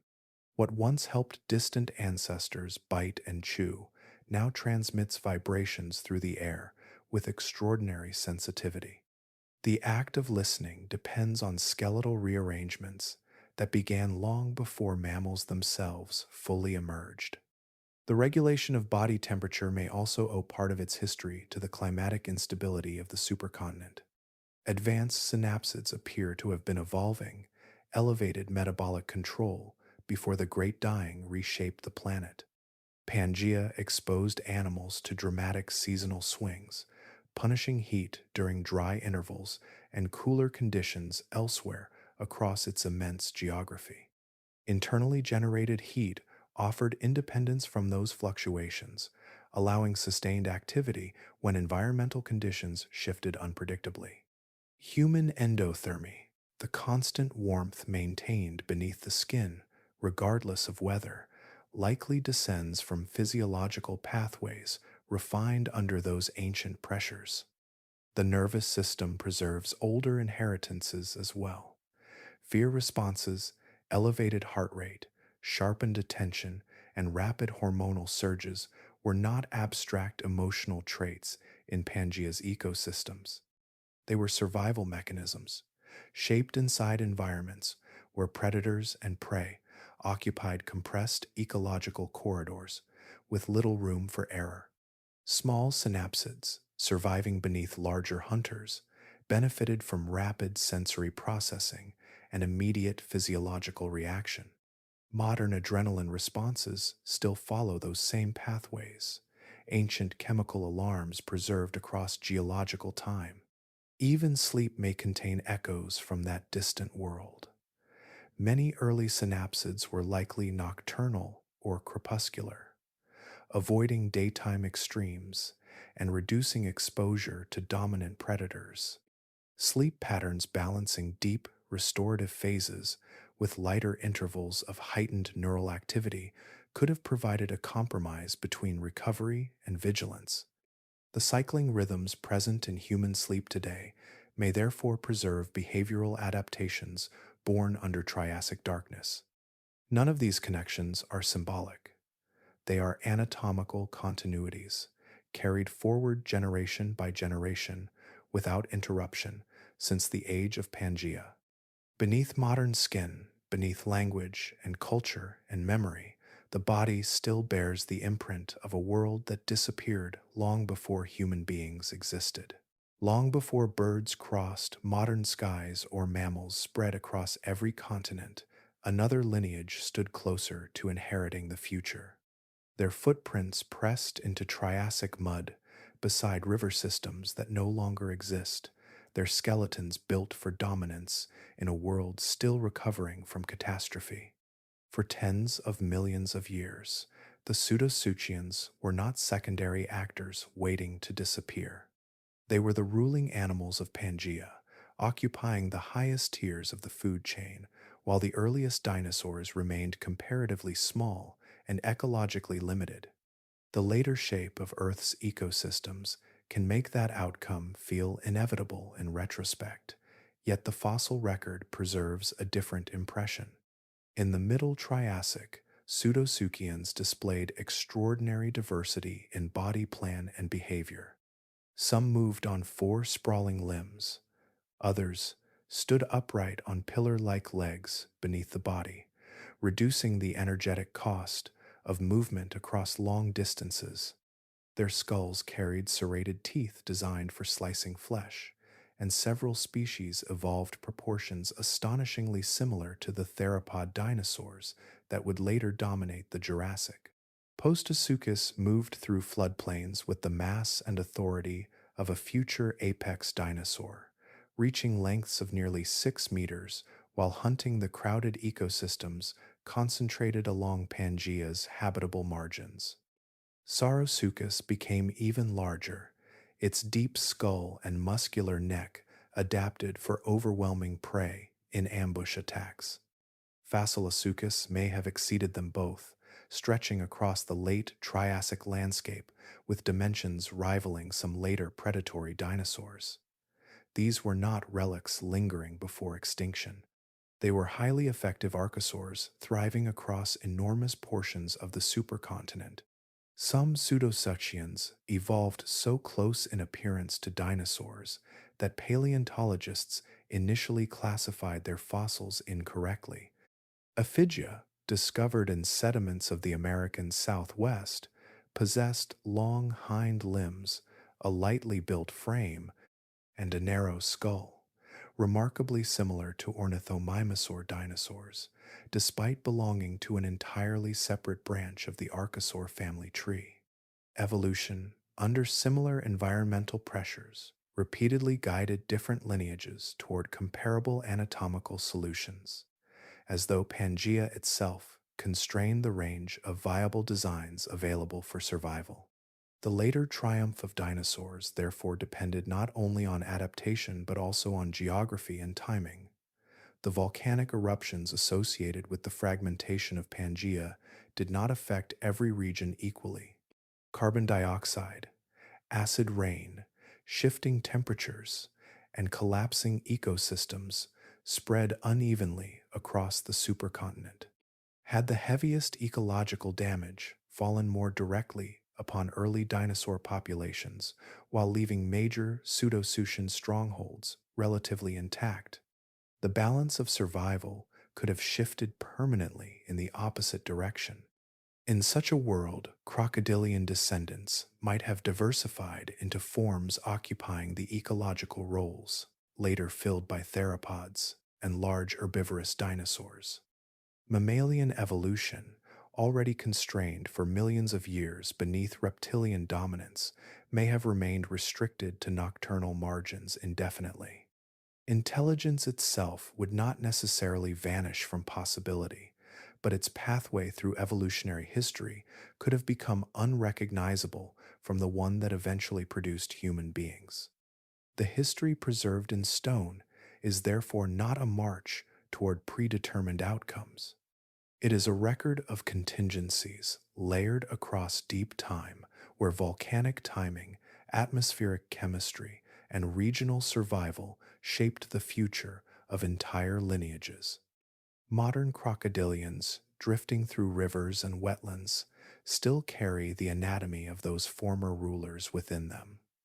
Their bodies remain quiet, reminders that another version of Earth almost emerged from the ruins of Pangea. Far beyond Earth, scattered through the darkness between stars, astronomers have now identified thousands of rocky planets orbiting distant suns. Most will never be visited. Many are too hot, too cold, or wrapped in atmospheres hostile to chemistry as life understands it. Yet among them are worlds that occupy temperate regions around their stars, places where liquid water might persist on the surface.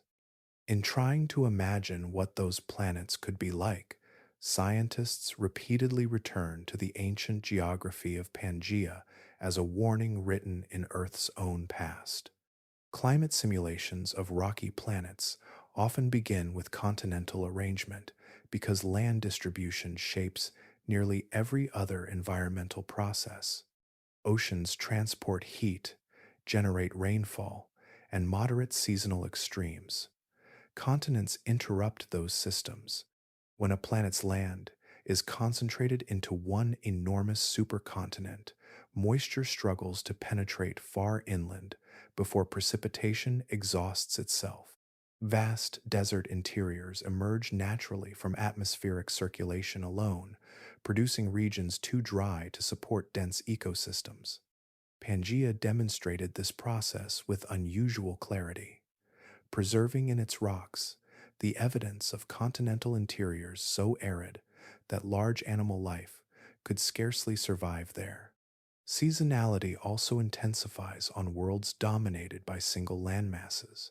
Large continents heat and cool rapidly compared with oceans, generating immense pressure gradients between interior and coastline. Atmospheric models show that such planets develop monsoon systems of extraordinary violence, with alternating cycles of flooding and drought compressing life into narrow ecological margins.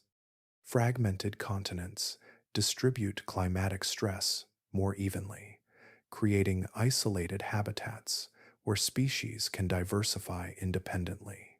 Pangea lacked that fragmentation for much of its existence, and biodiversity remained constrained by the continuity of the land itself.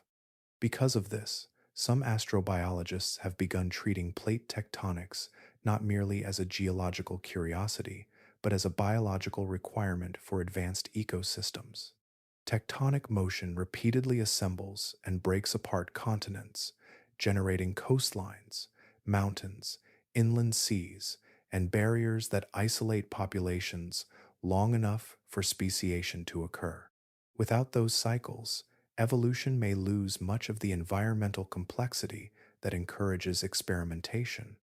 A static supercontinent world might still support microbial life, forests, and animal lineages, yet its ecosystems could remain comparatively uniform across immense stretches of territory, limiting the diversification that on Earth eventually produced intelligence.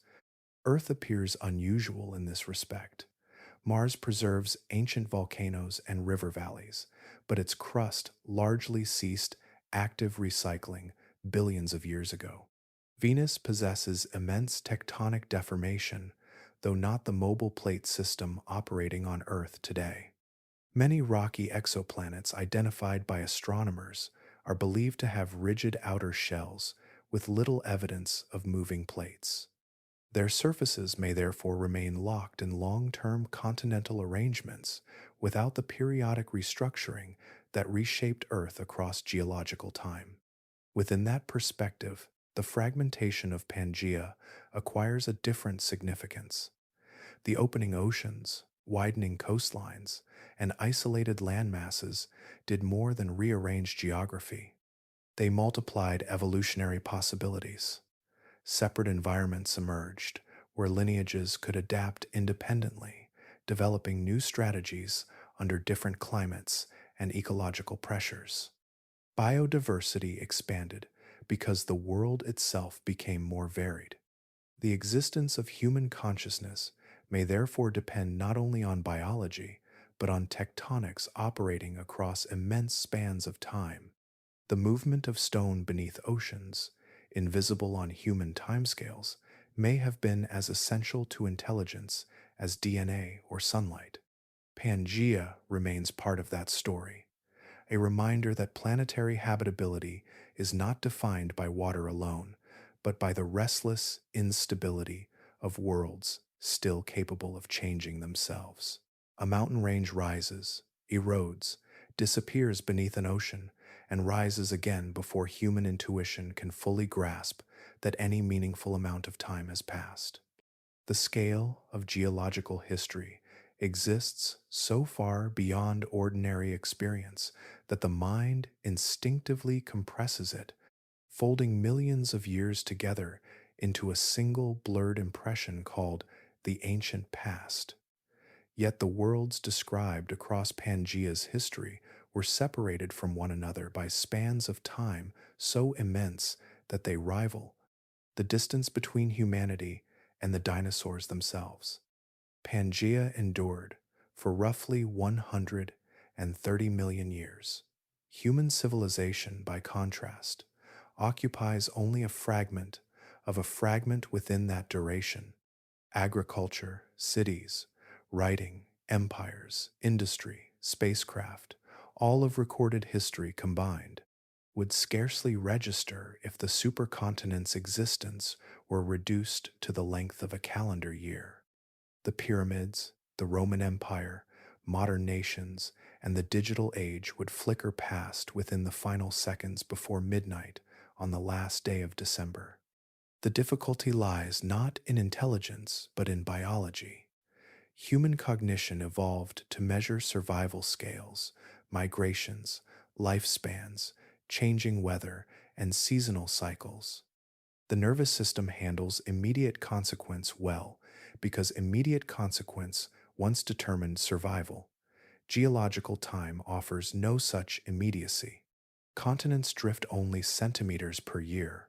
Mountains erode grain by grain. Ecosystems transform gradually enough that no individual organism perceives the full transition. Deep time, therefore, resists emotional comprehension even when it is mathematically understood. This distortion affects the perception of prehistoric life itself. The mind often gathers all extinct creatures into a single imagined world, as though Dimetrodon, Stegosaurus, Tyrannosaurus, and mammoths existed together beneath the same sky. In reality, the intervals separating these animals exceed the spans separating some of them from modern humans. The first synapsids emerged long before the earliest dinosaurs appeared, and the non avian dinosaurs vanished tens of millions of years before human beings evolved. Prehistory was not one continuous age. It was a succession of distinct planetary states, each with its own climates, ecosystems, continents, and dominant life forms. Geologists use the phrase deep time because ordinary language struggles to contain durations of such magnitude. Within deep time, entire evolutionary experiments unfolded and vanished, oceans opened and closed. Atmospheric chemistry transformed repeatedly, species diversified into extraordinary forms and disappeared so completely that no living witness remained to remember them.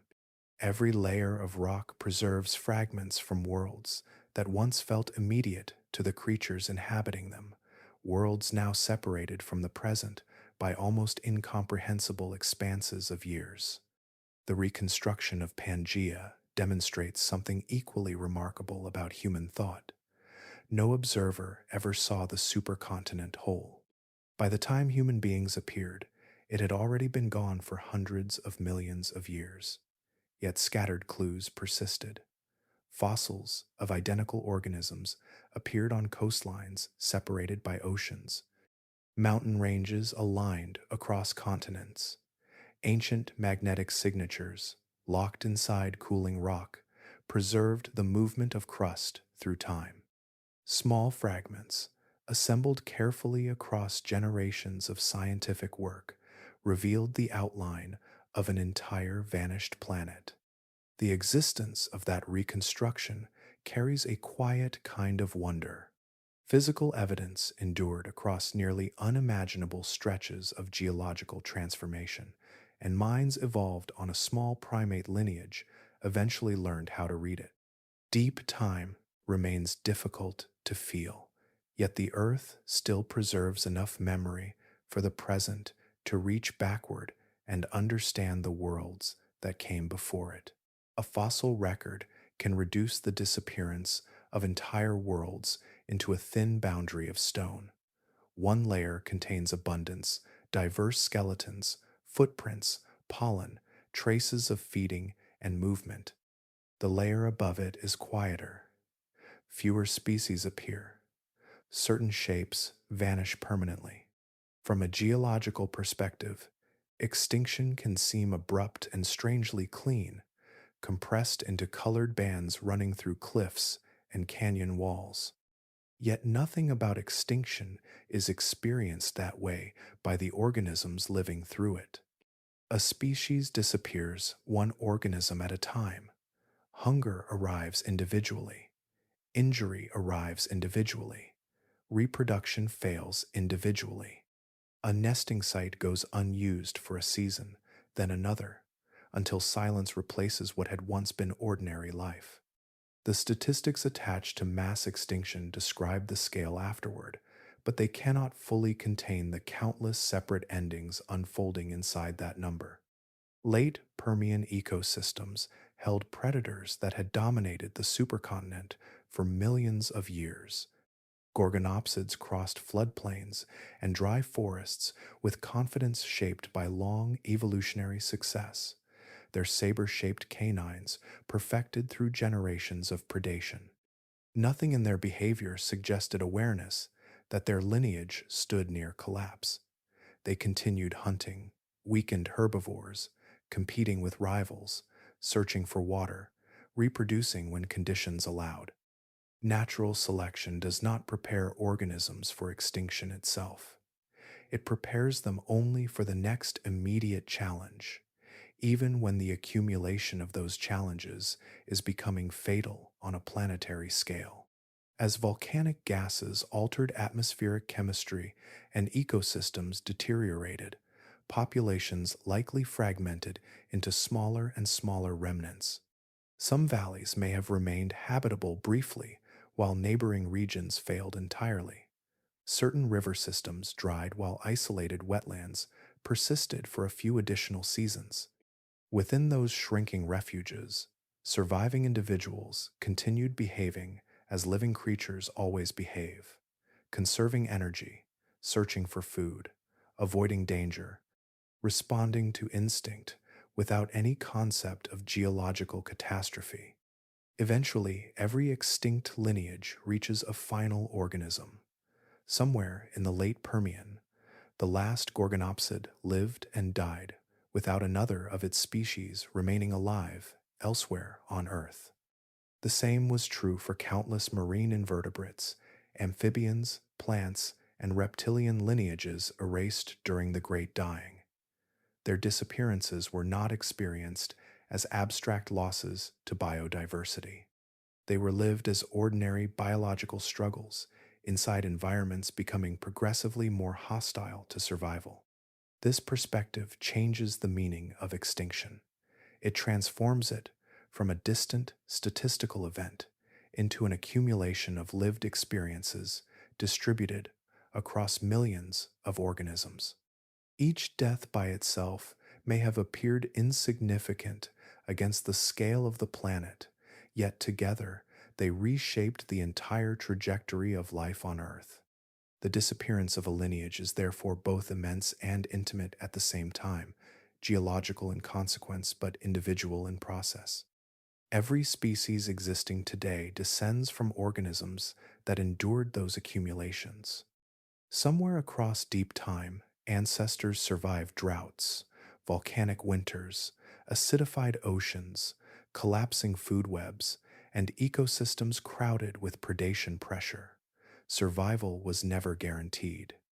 Most lineages failed eventually, not because they lacked complexity or adaptation, but because conditions shifted beyond the limits their biology could withstand. The continuity leading from those survivors to the present can create the illusion that persistence was inevitable.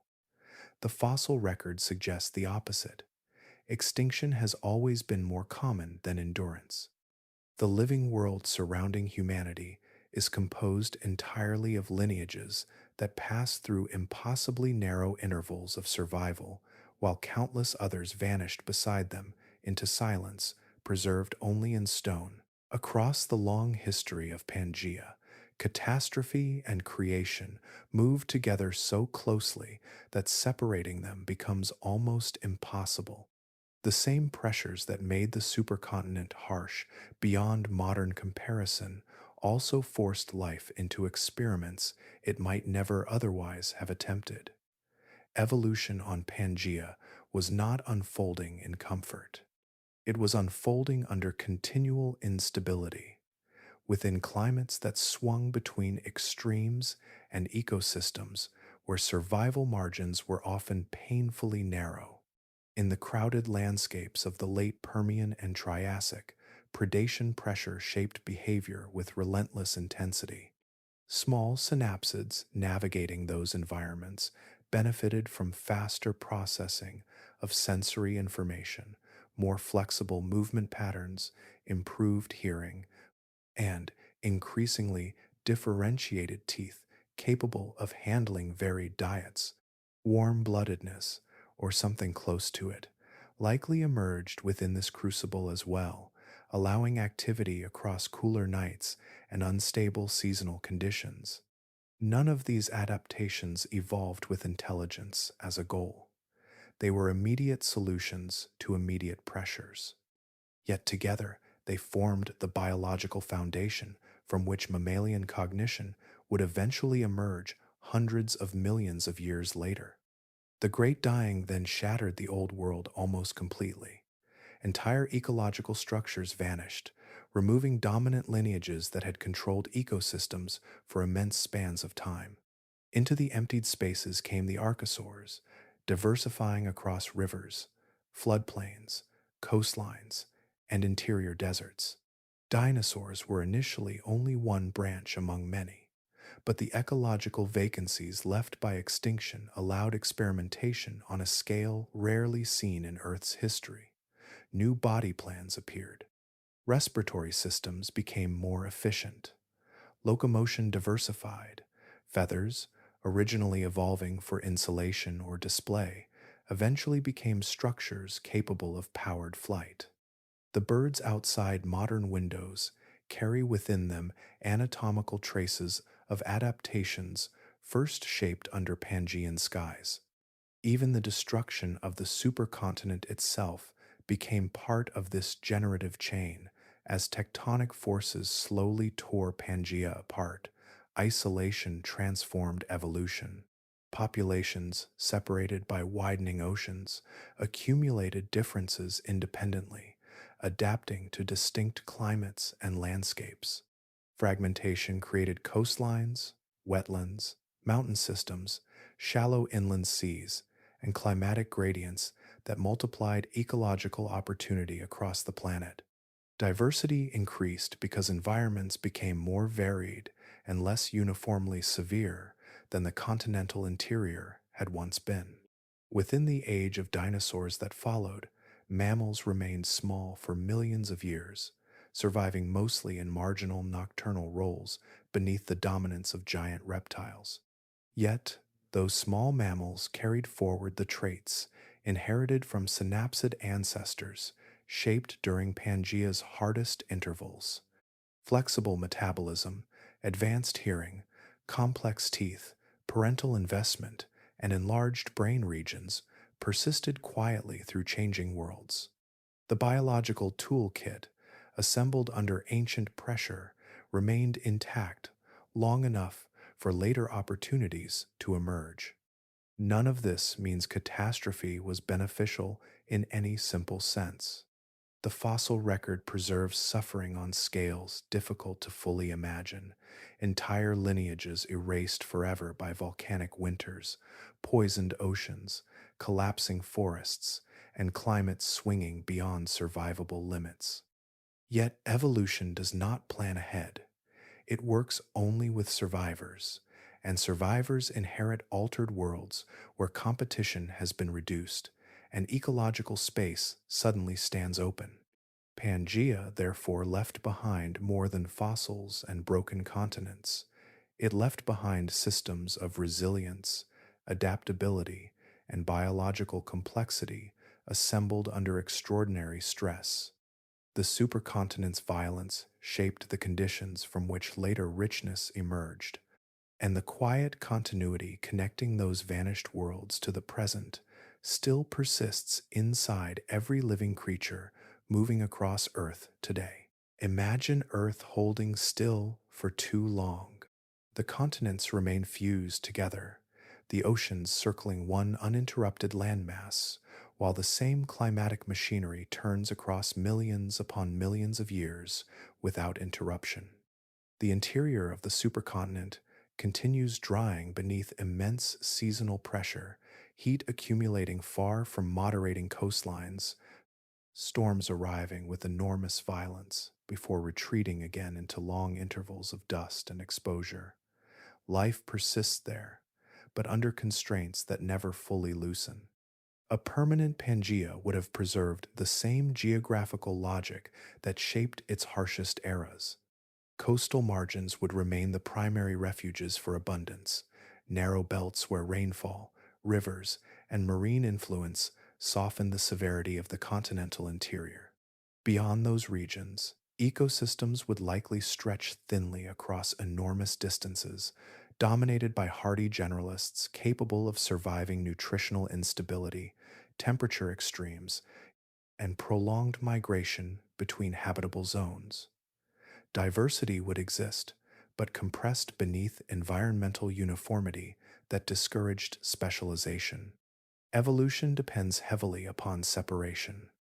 When populations become isolated by oceans, mountains, deserts, or rivers, they begin accumulating differences independently across generations. On a continuously connected supercontinent, that process slows dramatically. Gene flow across broad, uninterrupted territories keeps populations biologically linked, reducing the divergence required for entirely new species to emerge.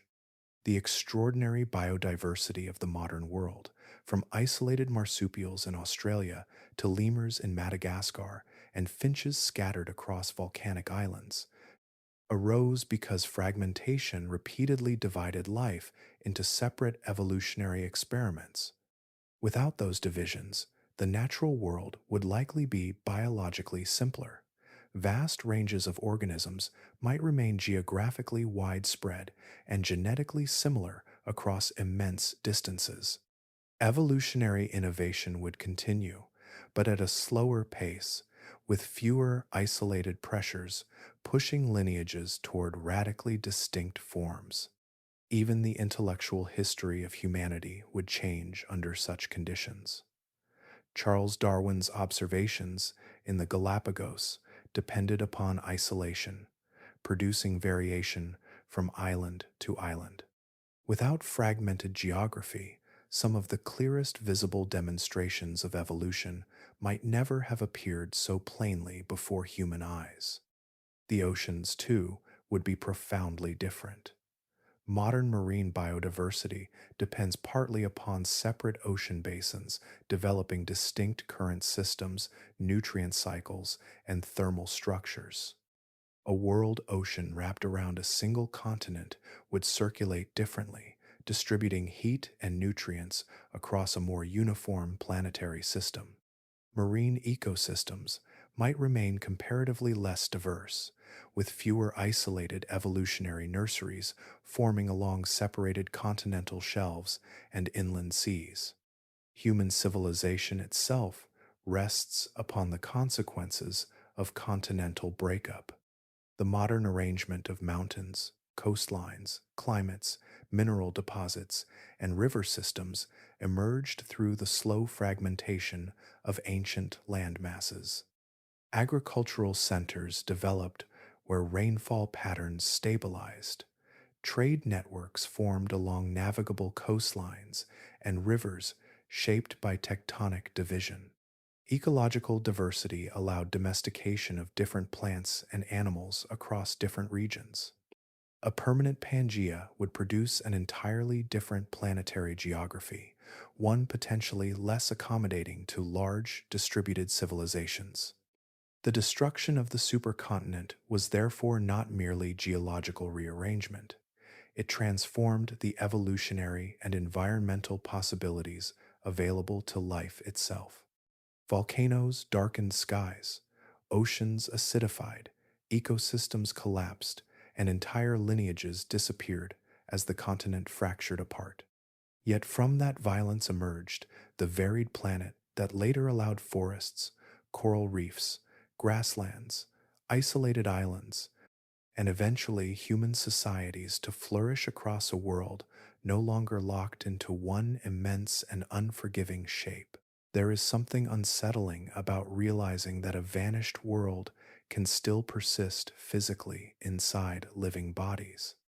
Pangea disappeared long before the first flower bloomed, long before grass spread across plains, long before mammals grew large enough to dominate the land. Oceans opened where its center once stood. Mountains rose and eroded. Entire ecosystems appeared and vanished after it was gone.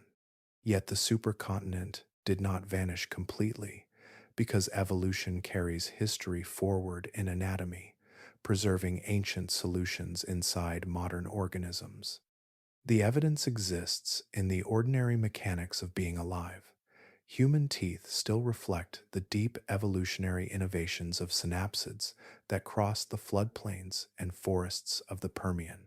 Incisors cut, canines pierce, molars grind, each shape specialized for handling different forms of food. Earlier vertebrates possessed rows of near-identical teeth with limited functional variation. The complexity inside a human mouth began emerging on Pangea under ecological pressure that rewarded flexibility in feeding and survival. Even more ancient is the architecture hidden inside the skull. The malleus, incus, and stapes of the middle ear began as jaw elements in distant synapsid ancestors. Across millions of years, bones once involved in chewing gradually shifted position and function, becoming delicate structures capable of transmitting vibration with extraordinary precision.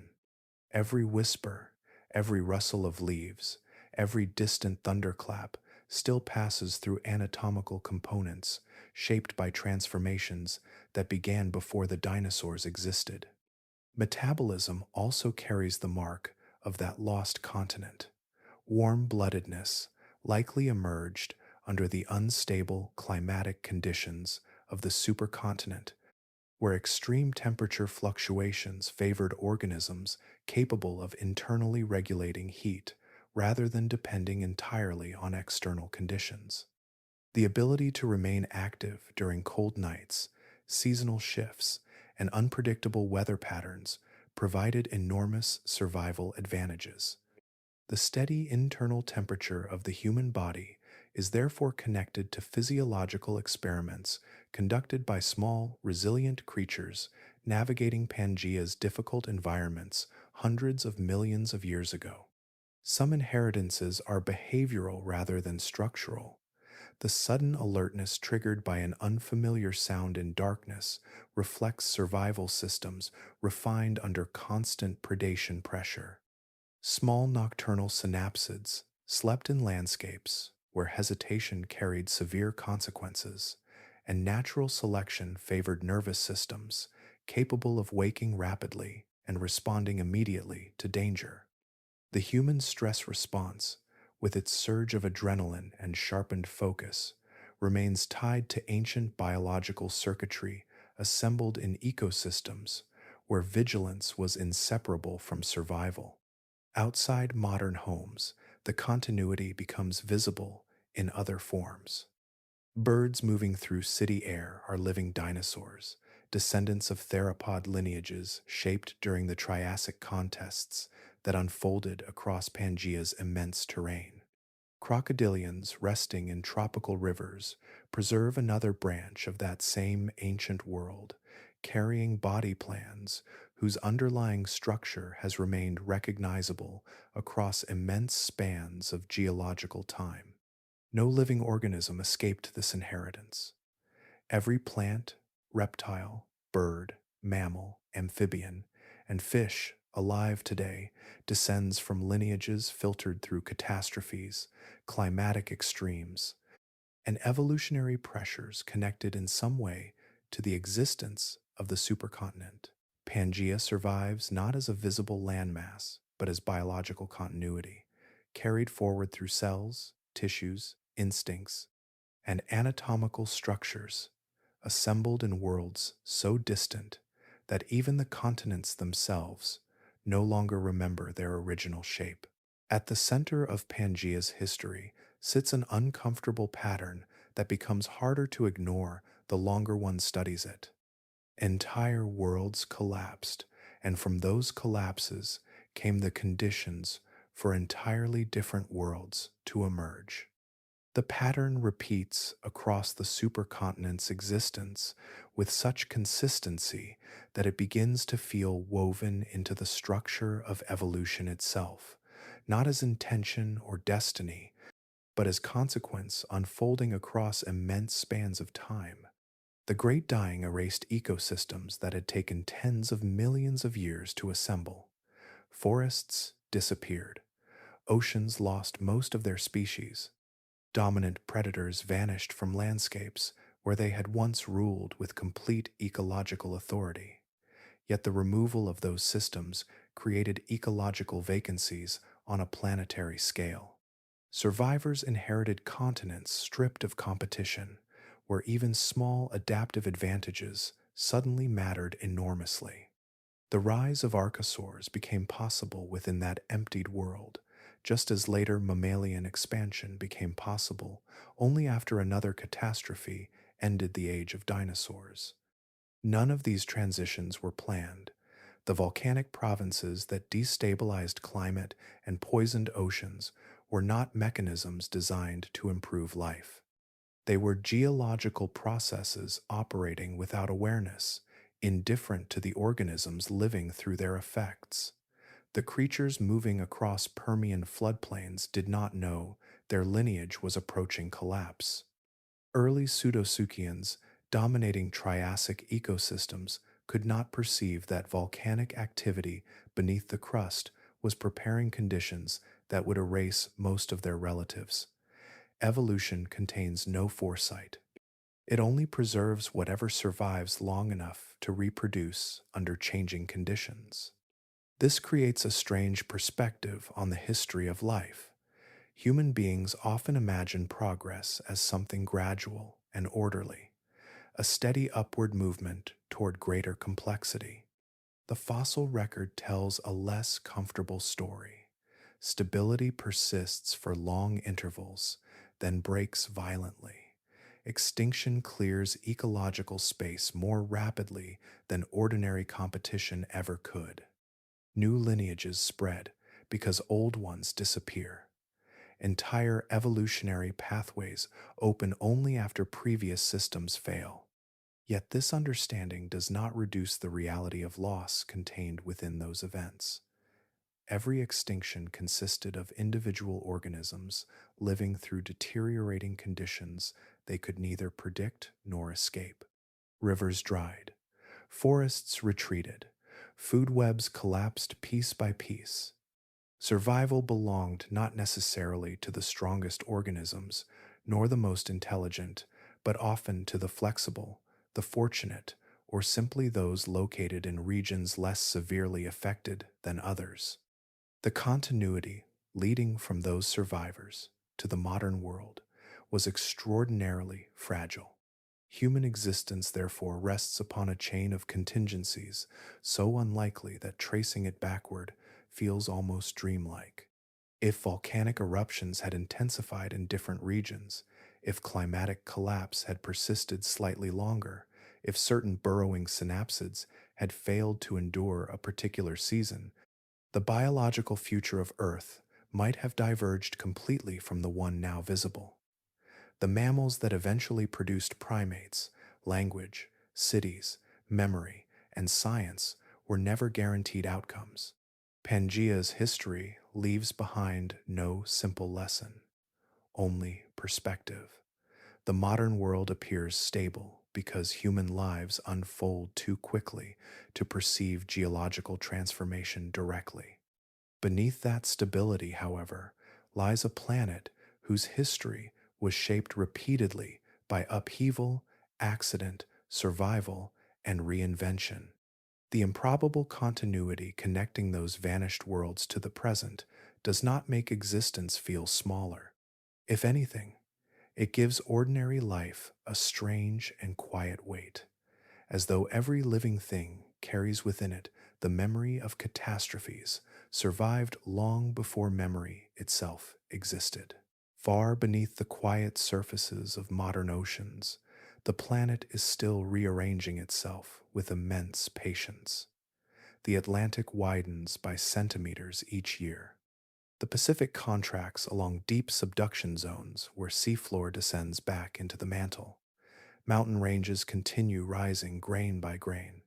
None of these movements can be felt directly within a human lifetime, yet together they are carrying the continents toward another convergence, another supercontinent assembled from fragments that were once already joined. Geologists sometimes call this future landmass Pangea Ultima. The name sounds speculative, almost mythic, yet the mechanisms behind it are ordinary tectonic processes that have operated throughout Earth's history. Continents gather, remain together for immense spans of time, then separate again as heat circulates through the mantle beneath them. The cycle is neither random nor purposeful. It is simply the way a geologically active planet releases internal energy across deep time. If such a supercontinent forms roughly 250 million years from now, the environmental consequences may resemble conditions that once defined ancient Pangea. Continental interiors, far from moderating oceans, would likely become intensely arid. Seasonal temperature swings could grow severe across broad inland regions. Atmospheric circulation might reorganize into powerful monsoon systems, affecting entire hemispheres at once. Coastal zones would again become narrow corridors where rainfall, nutrient cycling, and biodiversity concentrate most heavily. Any future organisms inhabiting that world would experience those conditions as ordinary reality, just as the creatures of the Permian and Triassic experienced theirs. They would not perceive themselves as participants in a repeating geological pattern. Evolution never recognizes repetition while living through it. Each generation responds only to the environment immediately surrounding it, adapting gradually to climates, predators, food shortages, migrations, and extinctions without awareness of the larger cycle unfolding beneath continents and oceans. The history traced across Pangea, therefore, does not belong entirely to the past. The tectonic processes that assembled the supercontinent remain active beneath modern coastlines and ocean basins. Earth has not settled into a final arrangement. The continents visible on modern maps are temporary configurations suspended within a much longer planetary rhythm of assembly and fragmentation. There is something strangely humbling in recognizing how little permanence exists at geological scale. Oceans appear eternal until viewed across hundreds of millions of years. Mountain ranges seem immovable until erosion reduces them grain by grain into sediment carried elsewhere. Entire ecosystems dominate the planet for immense intervals before vanishing almost completely from the fossil record. Even the modern distribution of continents, so familiar from classrooms and satellite imagery, represents only a brief moment within a cycle that has repeated many times before human beings existed. Yet evidence persists across those transformations. Ancient coastlines remain encoded in rock layers lifted into mountains. Fossils preserve organisms from ecosystems erased long ago. Magnetic signatures frozen inside basalt still record the shifting orientation of continents through time. The planet leaves records of its previous worlds scattered across its surface, waiting for minds capable of learning how to read them. Tonight, while cities sleep and tides move against familiar shores, the plates continue their slow migration beneath every ocean and continent. The movement is silent, almost impossibly gradual, yet utterly unstoppable. Everything living now is traveling with it, carried toward futures no organism can fully anticipate, on a planet that has spent billions of years becoming new versions of itself again and again without ever truly becoming still.